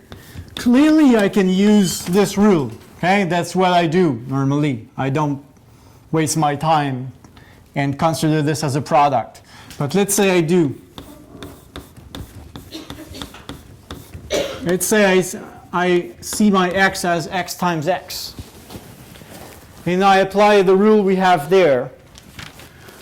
It gives the derivative of the first guy. What is the derivative of x? 1. So 1 times the second one, x, plus the first one times the derivative of the second one, which is again 1. So 1 times x plus 1 times x is 2x. Okay?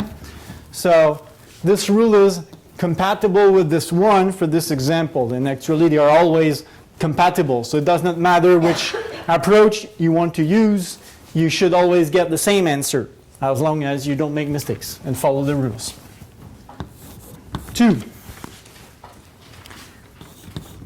Let's say I want to differentiate 2x plus 1 times x cubed minus x.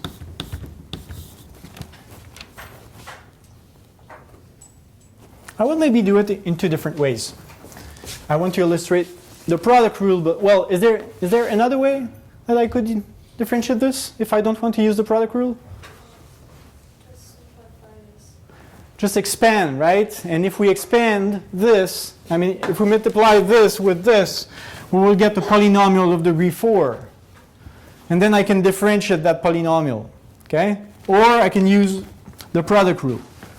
I will maybe show both ways here.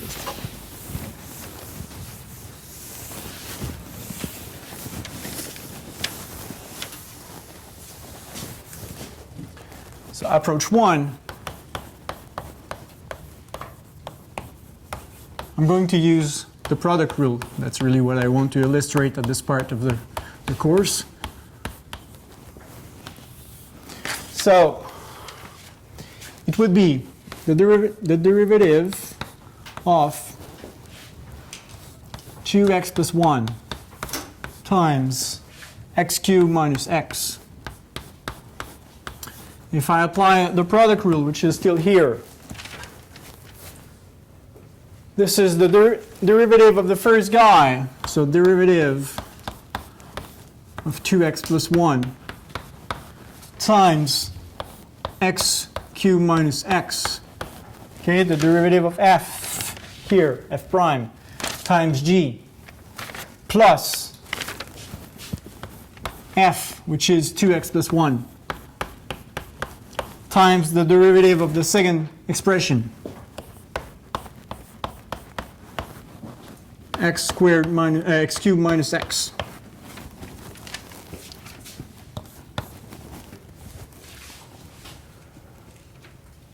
What is the derivative of 2x plus 1?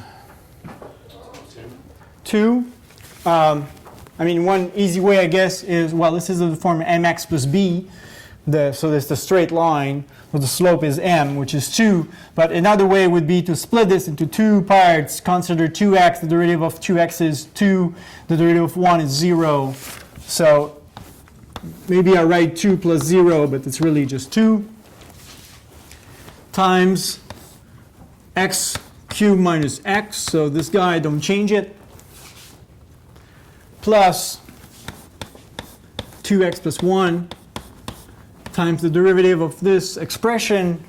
Again, I can split it into two parts, differentiate these two terms separately. The derivative of x cubed, I put the 3 down in front. I get 3x, and I subtract 1 to the power, so I get 2. And the derivative of x is 1. So this could be my final answer. Okay?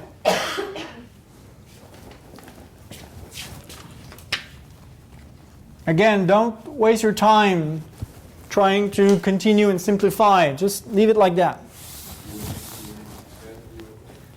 No? No? Oh, I guess I would not write this plus 0, but besides that. So in the exam, that will be the final answer. Yeah. Yeah. I guess you can continue and create mistakes if you want.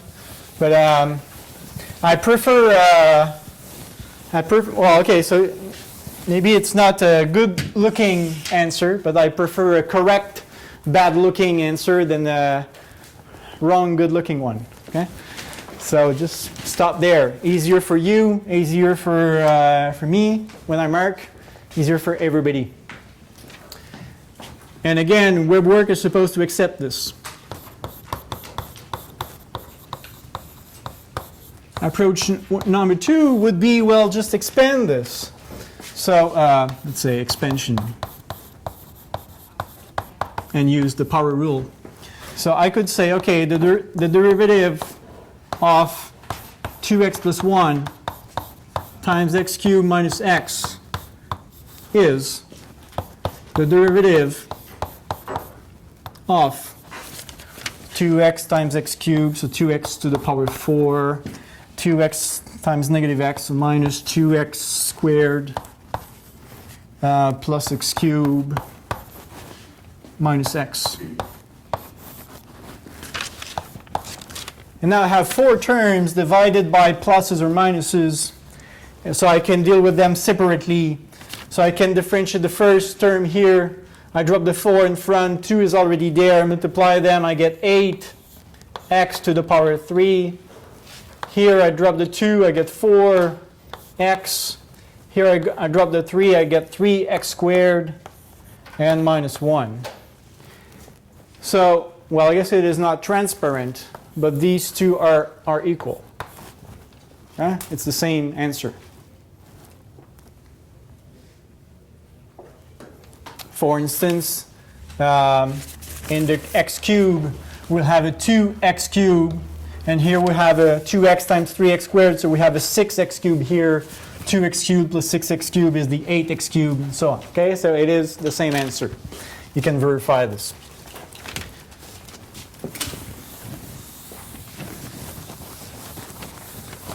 This was my example number 2. Example 3. Derivative of 4x cubed log base 3 of x.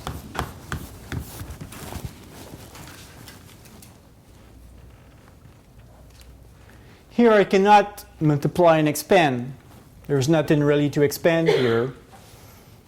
The x inside is really stuck inside. I cannot multiply this inside there. Never do that, please. Okay, the x is stuck there alone. Okay, nobody can join him, I guess. Unless you have a sum of a log and then it's a log of the product, but it's not the case here. So I have this product here. So this is going to be my f. This is going to be my g. So if I apply the product rule, I get that this is equal to, okay, product rule.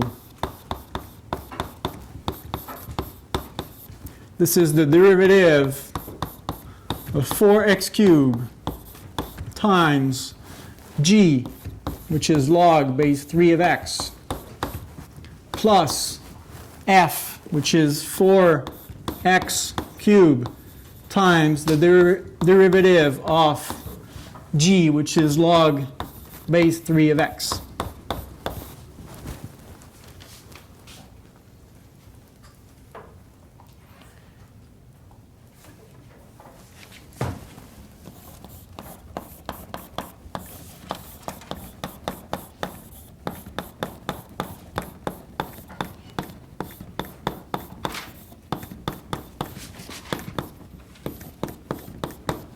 It's a bit small, especially in the camera, I guess. But okay, I just wrote the product rule there.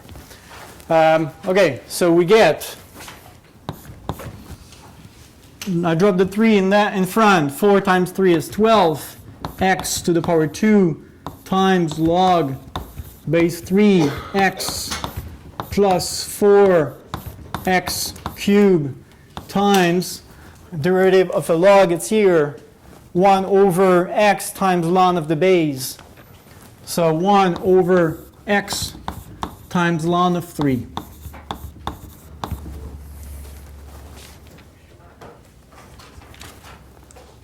That's it. I guess I could simplify one copy of x. I have 3 copies at the numerator, 1 there. I could simplify and leave just 2 copies, but I'm also happy with that. Okay?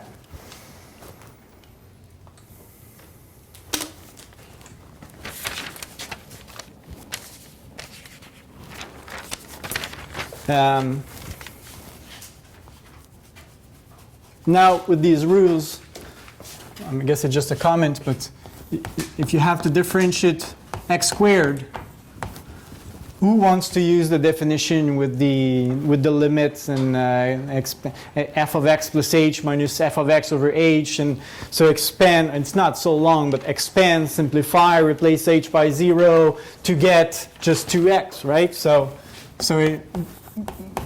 I mean, it's maybe not the right moment to make that remark, but I mean, these rules are much faster than the definition itself. So in the assignment, you can, of course, use the formulas, and you have to use the formulas.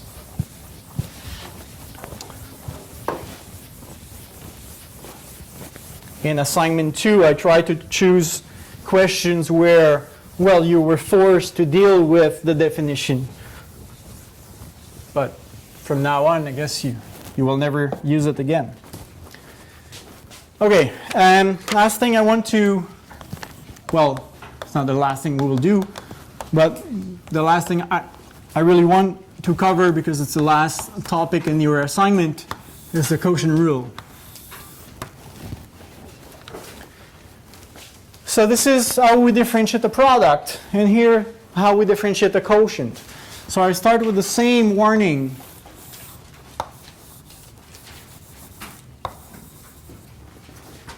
The derivative of f over g, function f divided by function g, is not equal to the derivative of f over the derivative of g. Or I could write f prime over g prime, which is faster.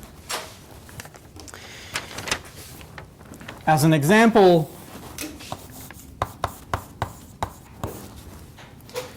if I let f be the constant function 1, and if I let g be the function g of x is equal to x,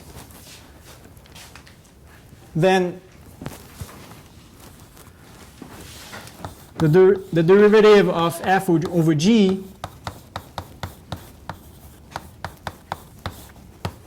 which is the derivative of 1 over x. What is the derivative of 1 over x?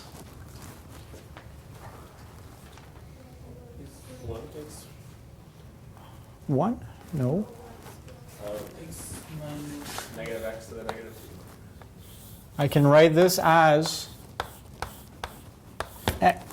x to the power negative 1, right? And use the rule we have for power functions. Drop the negative 1 in front, negative x to the negative 2. Right? So according to what we have seen so far, this is the answer. While if I differentiate them separately, so if I compute, let me use prime instead of the d, just for simplicity of notation. F prime, which is the same as this here, the derivative of f. F prime is 0, and g prime is 1. So this is just 0. Okay? So this illustrates that the derivative of a quotient is not the quotient of the derivatives.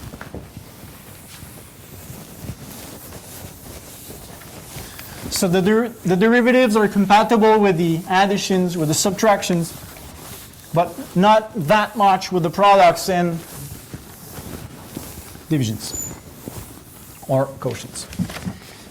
So I could possibly obtain the quotient rule via the product rule, but for this we need to know about the chain rule, which is going to follow soon.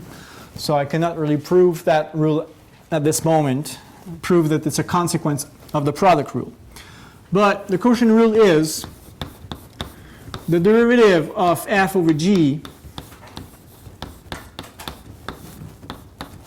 is, and again on the right hand side I would drop the notation with the d and use the prime notation. Actually for, I don't know if it is because it interferes with the exponents, but we never actually write this prime. That's a notation that we never use. Okay, so that's why I always use the d over dx notation instead of this notation, because if it is this, I guess with the power, then well, I guess we could use brackets, but we never use this kind of notation. We always put the prime just after the letter. So the quotient rule is quite similar to the product rule, which is here. It is f prime x times g, same start as the product rule, but instead of having a plus, we have a minus. So minus f times g prime.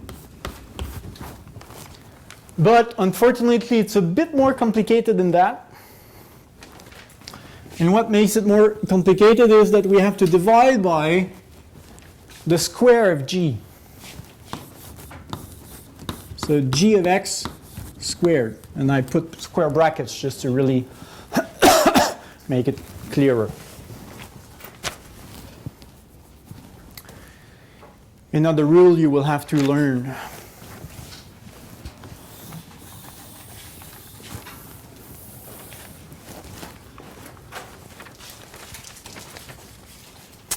Okay, let's see some examples.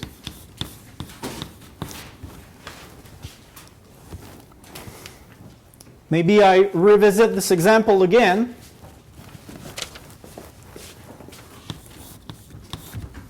So the derivative of 1 over x, which I can just rewrite as x to the power negative 1 and apply the power rule. Okay, so again, I would not really use the quotient rule here.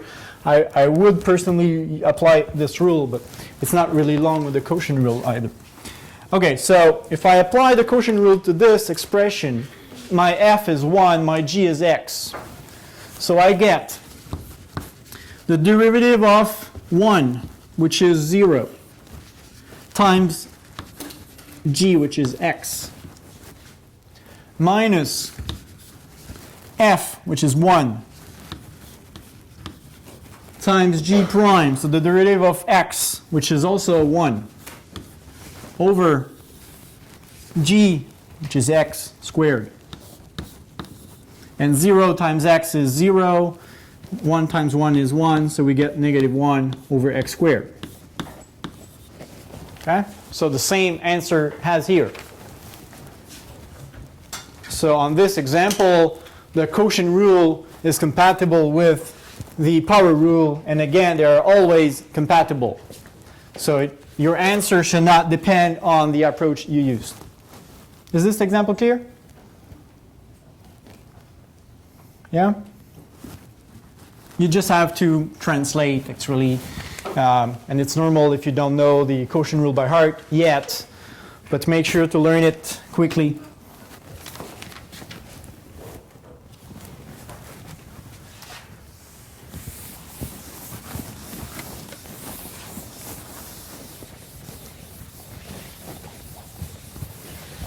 And you know how to learn things quickly, right? Practice.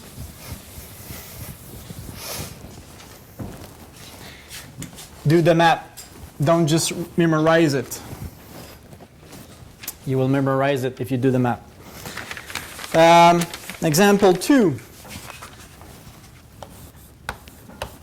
Let's call it big F, because I don't want to, well, I will have a lowercase f and a lowercase g. So my big F is x squared plus 1 over 4x minus 3. And the question is, compute big F prime of x and find the equation of the tangent line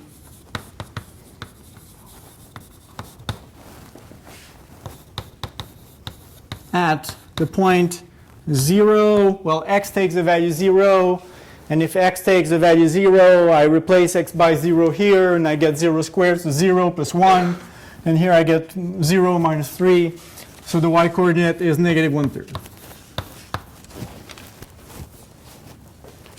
So I don't really know how this curve looks like. Well, actually I do, but it doesn't matter. I want to find the formula that's going to give me the slope at every single point, and use this formula in particular to find the slope when x takes the value 0, and more find the equation of the tangent line. Okay, so solution. So here, let's say I might have my, well, I guess I normally don't write this down, but if you want to compare with the quotient rule, because it's a quotient, of course my f is the numerator and my g is the denominator.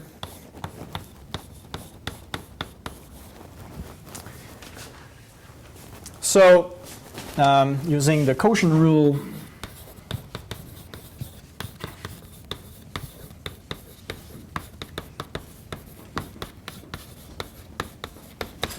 we get that f prime, big F prime, is equal to, I apply the formula here, so the derivative of lowercase f, let's say I write all the steps again, eventually I will stop writing all the steps.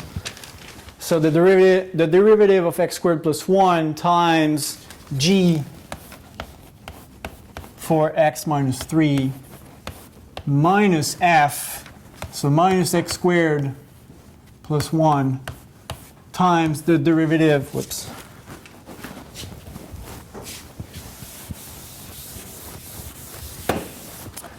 times the derivative of g, which is 4x minus 3 over g squared, so 4x minus 3 squared.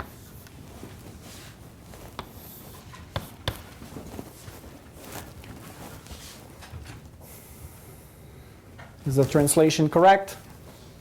F and G? I hope so. So we get the derivative of x squared plus 1. It's the derivative of x squared, which is 2x. The derivative of 1 is 0. So let's say 2x plus 0, just to be transparent at this point, times 4x minus 3 minus x squared plus 1 times the derivative of 4x minus 3 is 4 minus 0, and all this is over 4x minus 3 squared.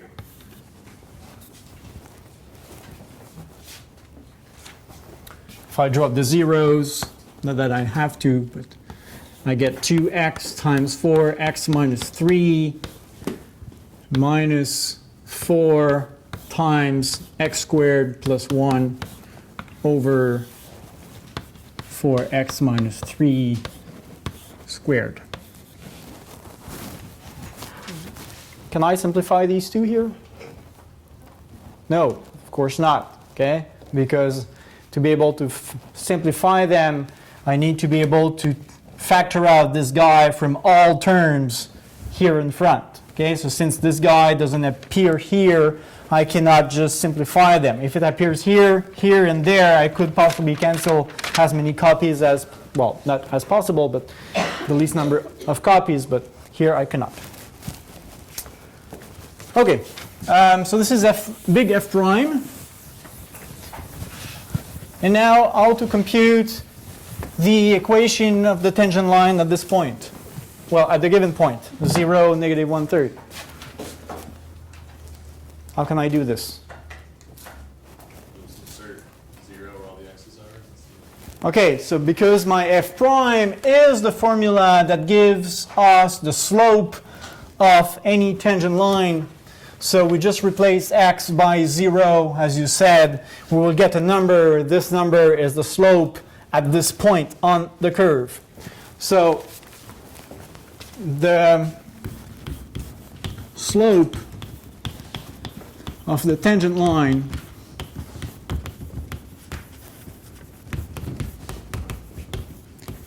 when x takes the value 0 is f prime of 0. So I replace x by 0, I get 2 times 0, so 0 times 4 times 0 minus 3. We don't really care because it's there is a 0 in front anyway. Minus 4 times 0 squared plus 1 over, maybe I can write 2 times 0 here to be really, really transparent, over 4 times 0 minus 3 squared, which gives what? Which is 0. I have minus 4 at the numerator, and here I have 9. Am I right? Yeah? Okay. So minus 4 over 9. This is the slope. So the tangent line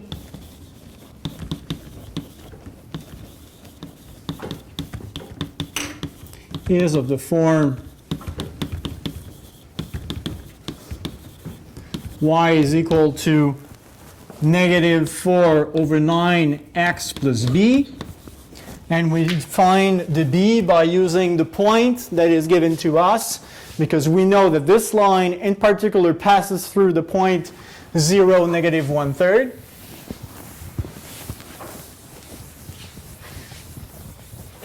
Also, if you remember, and I hope you do, if you remember what is the point slope form of a line, you can maybe avoid this step because this is your m. And if you write the point slope form and rearrange the term, you will kind of get the b for free. But using the point 0, negative 1/3, we get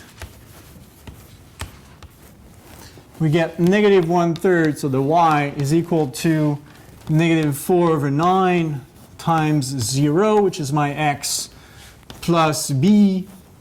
Clearly here, well, the b is negative 1/3. I did not really have to do this calculation to know it, because the b is always the y-intercept. And we already had the y-intercept there, but I showed what are the steps in general. So the equation of the tangent line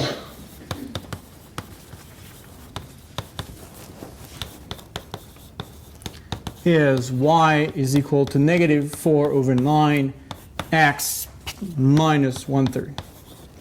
So if you draw this line and if you draw big F, they will intersect at the point 0, negative 1/3, and there the line should not cross the curve of big F.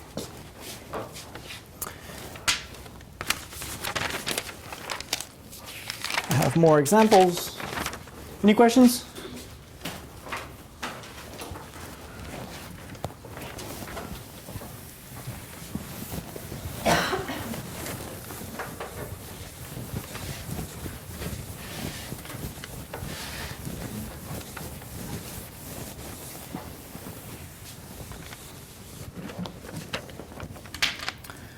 Example 3. Let's say I have big F again, which is ln x times x plus 1 over x squared minus 1. And I would like to compute f prime, big F prime. My product rule is not on the board anymore. I hope you remember it. So I look at this expression and I realize that, well, clearly it's a quotient. There is an expression on top over an expression at the denominator. So I will use the quotient rule. However, at some point, I will have to differentiate the numerator. My numerator is lowercase f. So at some point, I will have to compute f prime. To compute f prime, my numerator turns out to be a product. So I will have to combine the product rule and the quotient rule. Okay? Don't be afraid, don't be scared by big expressions. Deal with them step by step. Okay? Apply the rules one after the other. Often you will have to type again and again and again a awful expression. Just write it. And when you have to differentiate an expression, now at this point you pay attention. What is this? Is there a product? Is there an exponential? Is there a log? And then you apply the correct rules. So here, actually, we have to work from outside to inside. So what I see first, I see a division, and eventually we'll have to pay attention to the numerator. So f prime here, by the quotient rule, which is not on the board anymore, it says, I hope I have enough space, it says the derivative of the numerator. So derivative of the numerator, ln x times x plus 1 times the denominator minus the numerator, ln x times x plus 1 times the derivative of the denominator, which is x squared minus 1. And all this is over the denominator squared.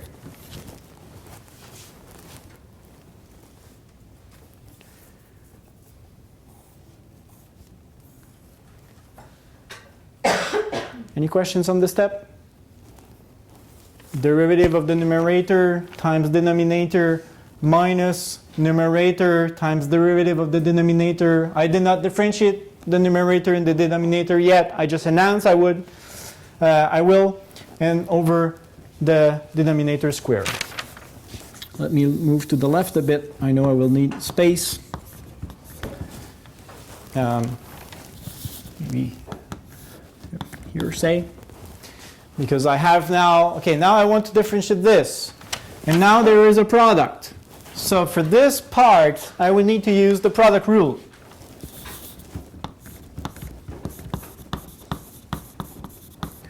So I get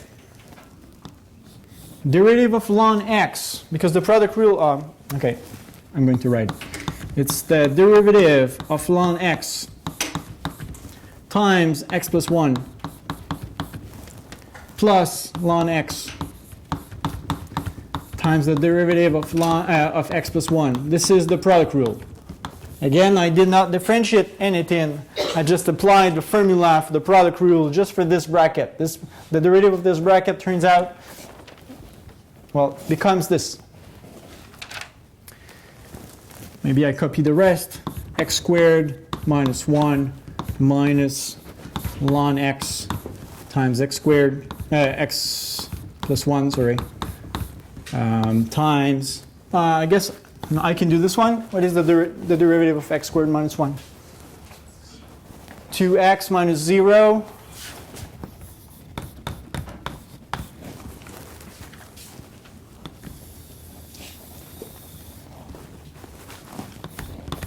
X squared minus 1 squared.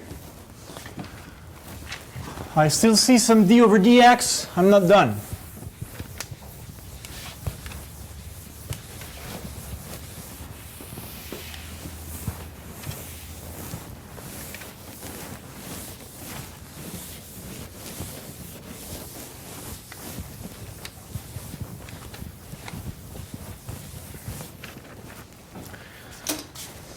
Okay, so I get bracket derivative of ln x. The log rule is here. Derivative of ln x is 1 over x times ln of the base. But the base for ln is e, and ln e is 1. So it is just 1 over x. So the derivative of ln x is just 1 over x because ln e is 1. Okay, so this guy is 1 over x. This is the derivative of ln x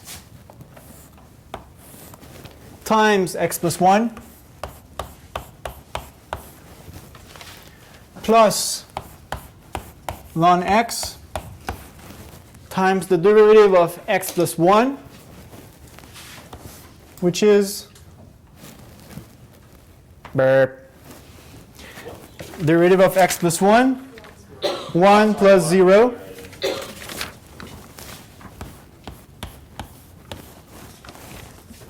Continue to answer my questions anyway. Okay, close bracket times x squared minus 1 minus the rest. There is nothing to do. Okay, there is no d over dx. I just copy ln x times x plus 1 times 2x.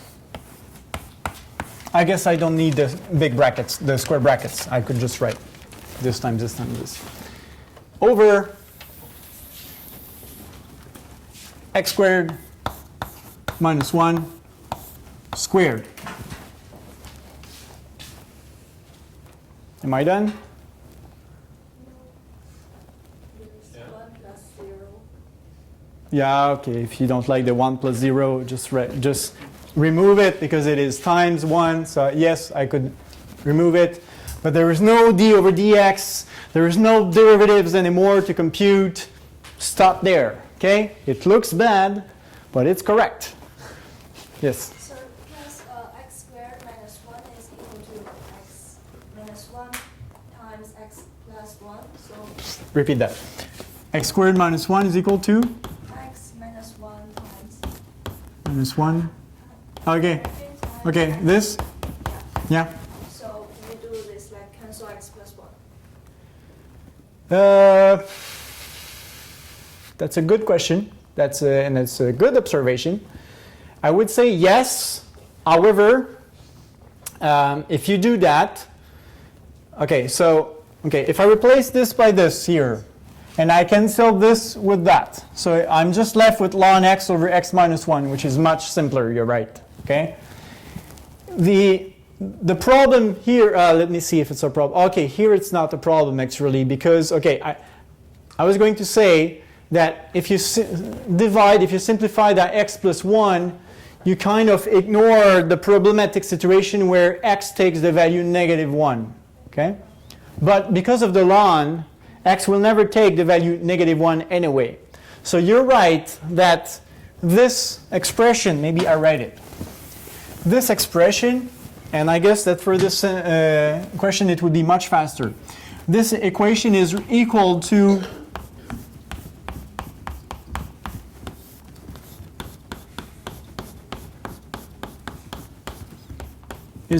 this. They are really equal. Their domain are the same, exactly the same.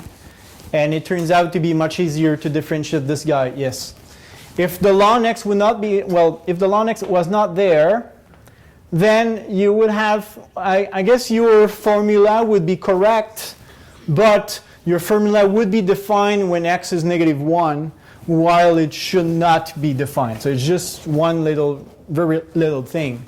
But it's a pretty good observation. So next year I'm going to write x plus 2, and then I will avoid that kind of problems. But yeah, it's an excellent observation.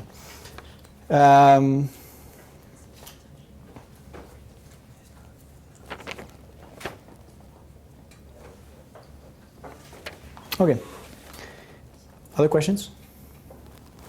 This was example 3. I have time for example 4.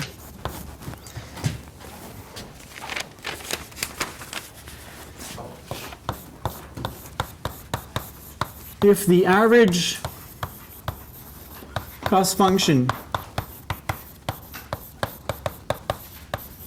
is given by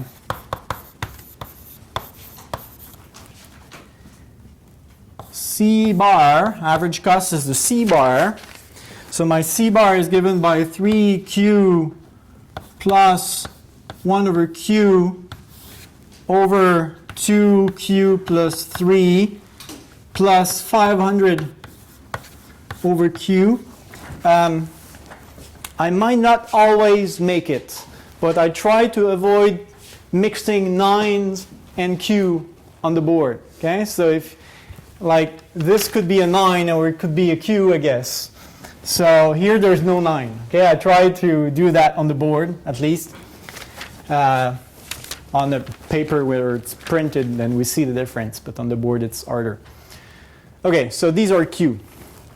So if the average cost function is given by this, find the marginal cost and the percentage rate of change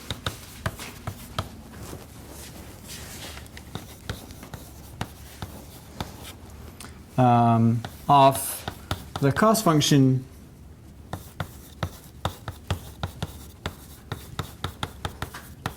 when Q is equal to 10.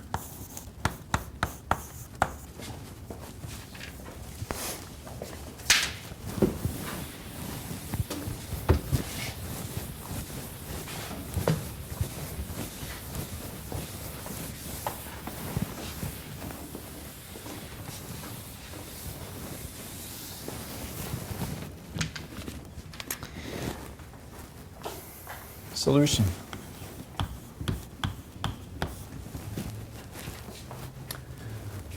What is that beast here? Marginal cost. What is this? If you go back in your notes, business terminology, cost is normally denoted by C. Marginal means for us derivative. Derivative of the cost function with respect to Q. So I'm looking for the derivative of C with respect to Q, not C bar. This is C bar. This is the average cost. So it's not this that I want to differentiate. I want to differentiate C. So first, the cost function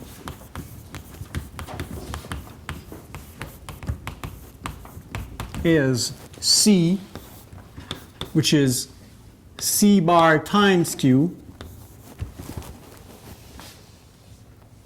C bar is actually C divided by Q. C is the total cost. Total cost divided by the number of units gives the average cost per unit. So it means that I have to take what is given to me over there, 3Q plus 1 over Q over 2Q plus 3 plus 500 over Q, and multiply this by Q. And it's actually a good thing here because it's going to simplify the expression, make it simpler. So if I distribute the Q, I guess I can see this Q as Q over 1, and it's just multiplication of fractions. So the Q goes here. I have to multiply this by Q, so I get 3Q squared, and 1 over Q times Q is 1, so 3Q squared plus 1 over 2Q plus 3. And here I get just 500Q over Q, so 500.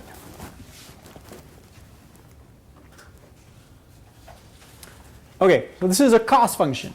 Now I'm looking for the marginal cost function. So the marginal cost function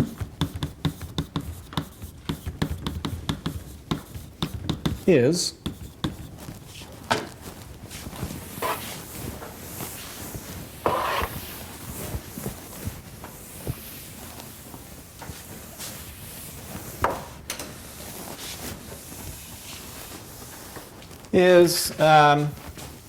well, I guess I can write dc over dq, or I can I can write c prime q. I have different notations, and it turns out to be the derivative of this.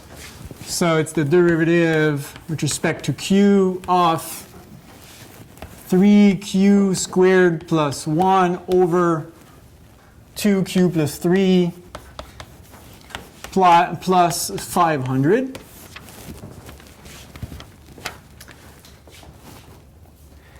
Now, there is a plus here, so I can split this into two parts. Derivative of the first part plus the derivative of the second part, but the derivative of 500 is 0.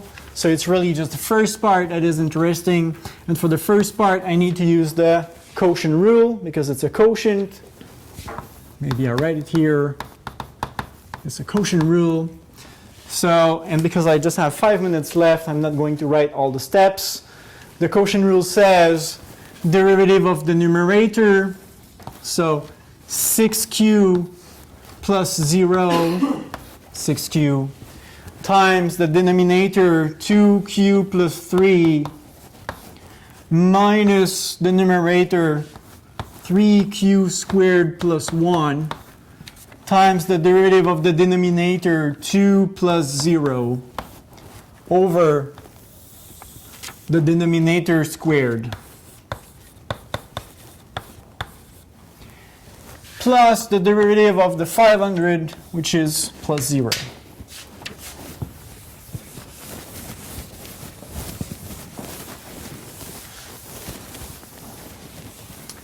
So this is C prime Q. So this is the marginal cost function. So the marginal cost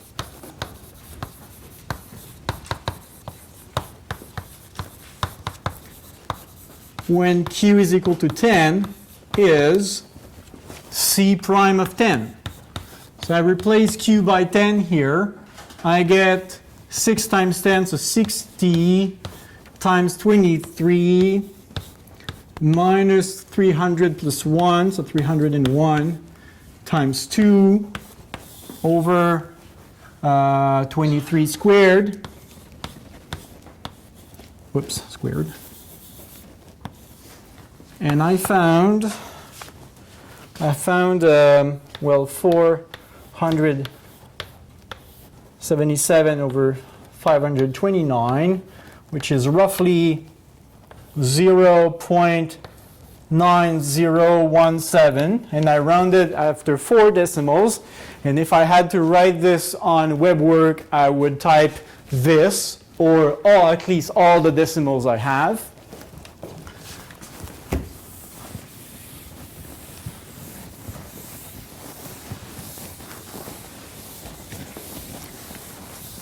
And the percentage rate of change when Q is equal to 10 is, we said it was C prime of 10 over C of 10 times 100%. We computed the numerator there. It's 477 over 529. This, honestly, I don't have the answer on my sheet. I just have the final answer. I got 0.175%. Again, I certainly rounded. So if I want to write a conclusion, for instance, if I want to just remember what we discussed earlier, I guess this is enough. This answers the question. But if I want to say a bit more, I could say producing 11 units instead of 10 units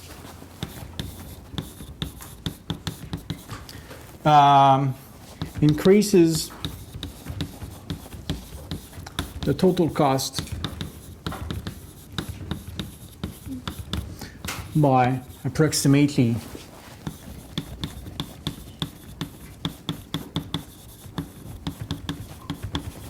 0.175%, which is not a big increase.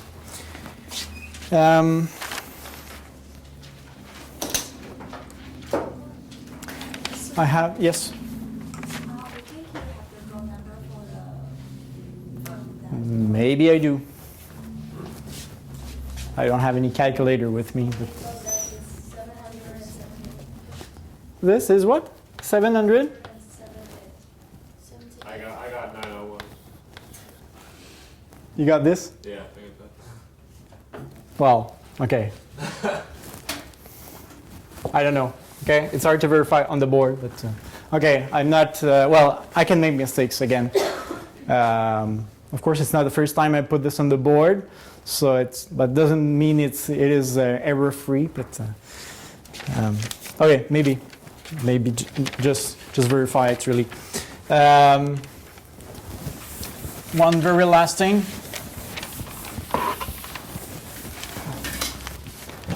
That is super important. You can practice a bit more. 11.4, 12.1 part 2, and 12.2 part 2. And I will verify this in my office. But for the moment, I don't know. Questions? Good. See you Wednesday. So assignment 3 is now open. And you have until tomorrow at 1, I think, to do assignment 1. And Wednesday up to 1 again for assignment 2. So very few of you started assignment 2. I think only one of you did it.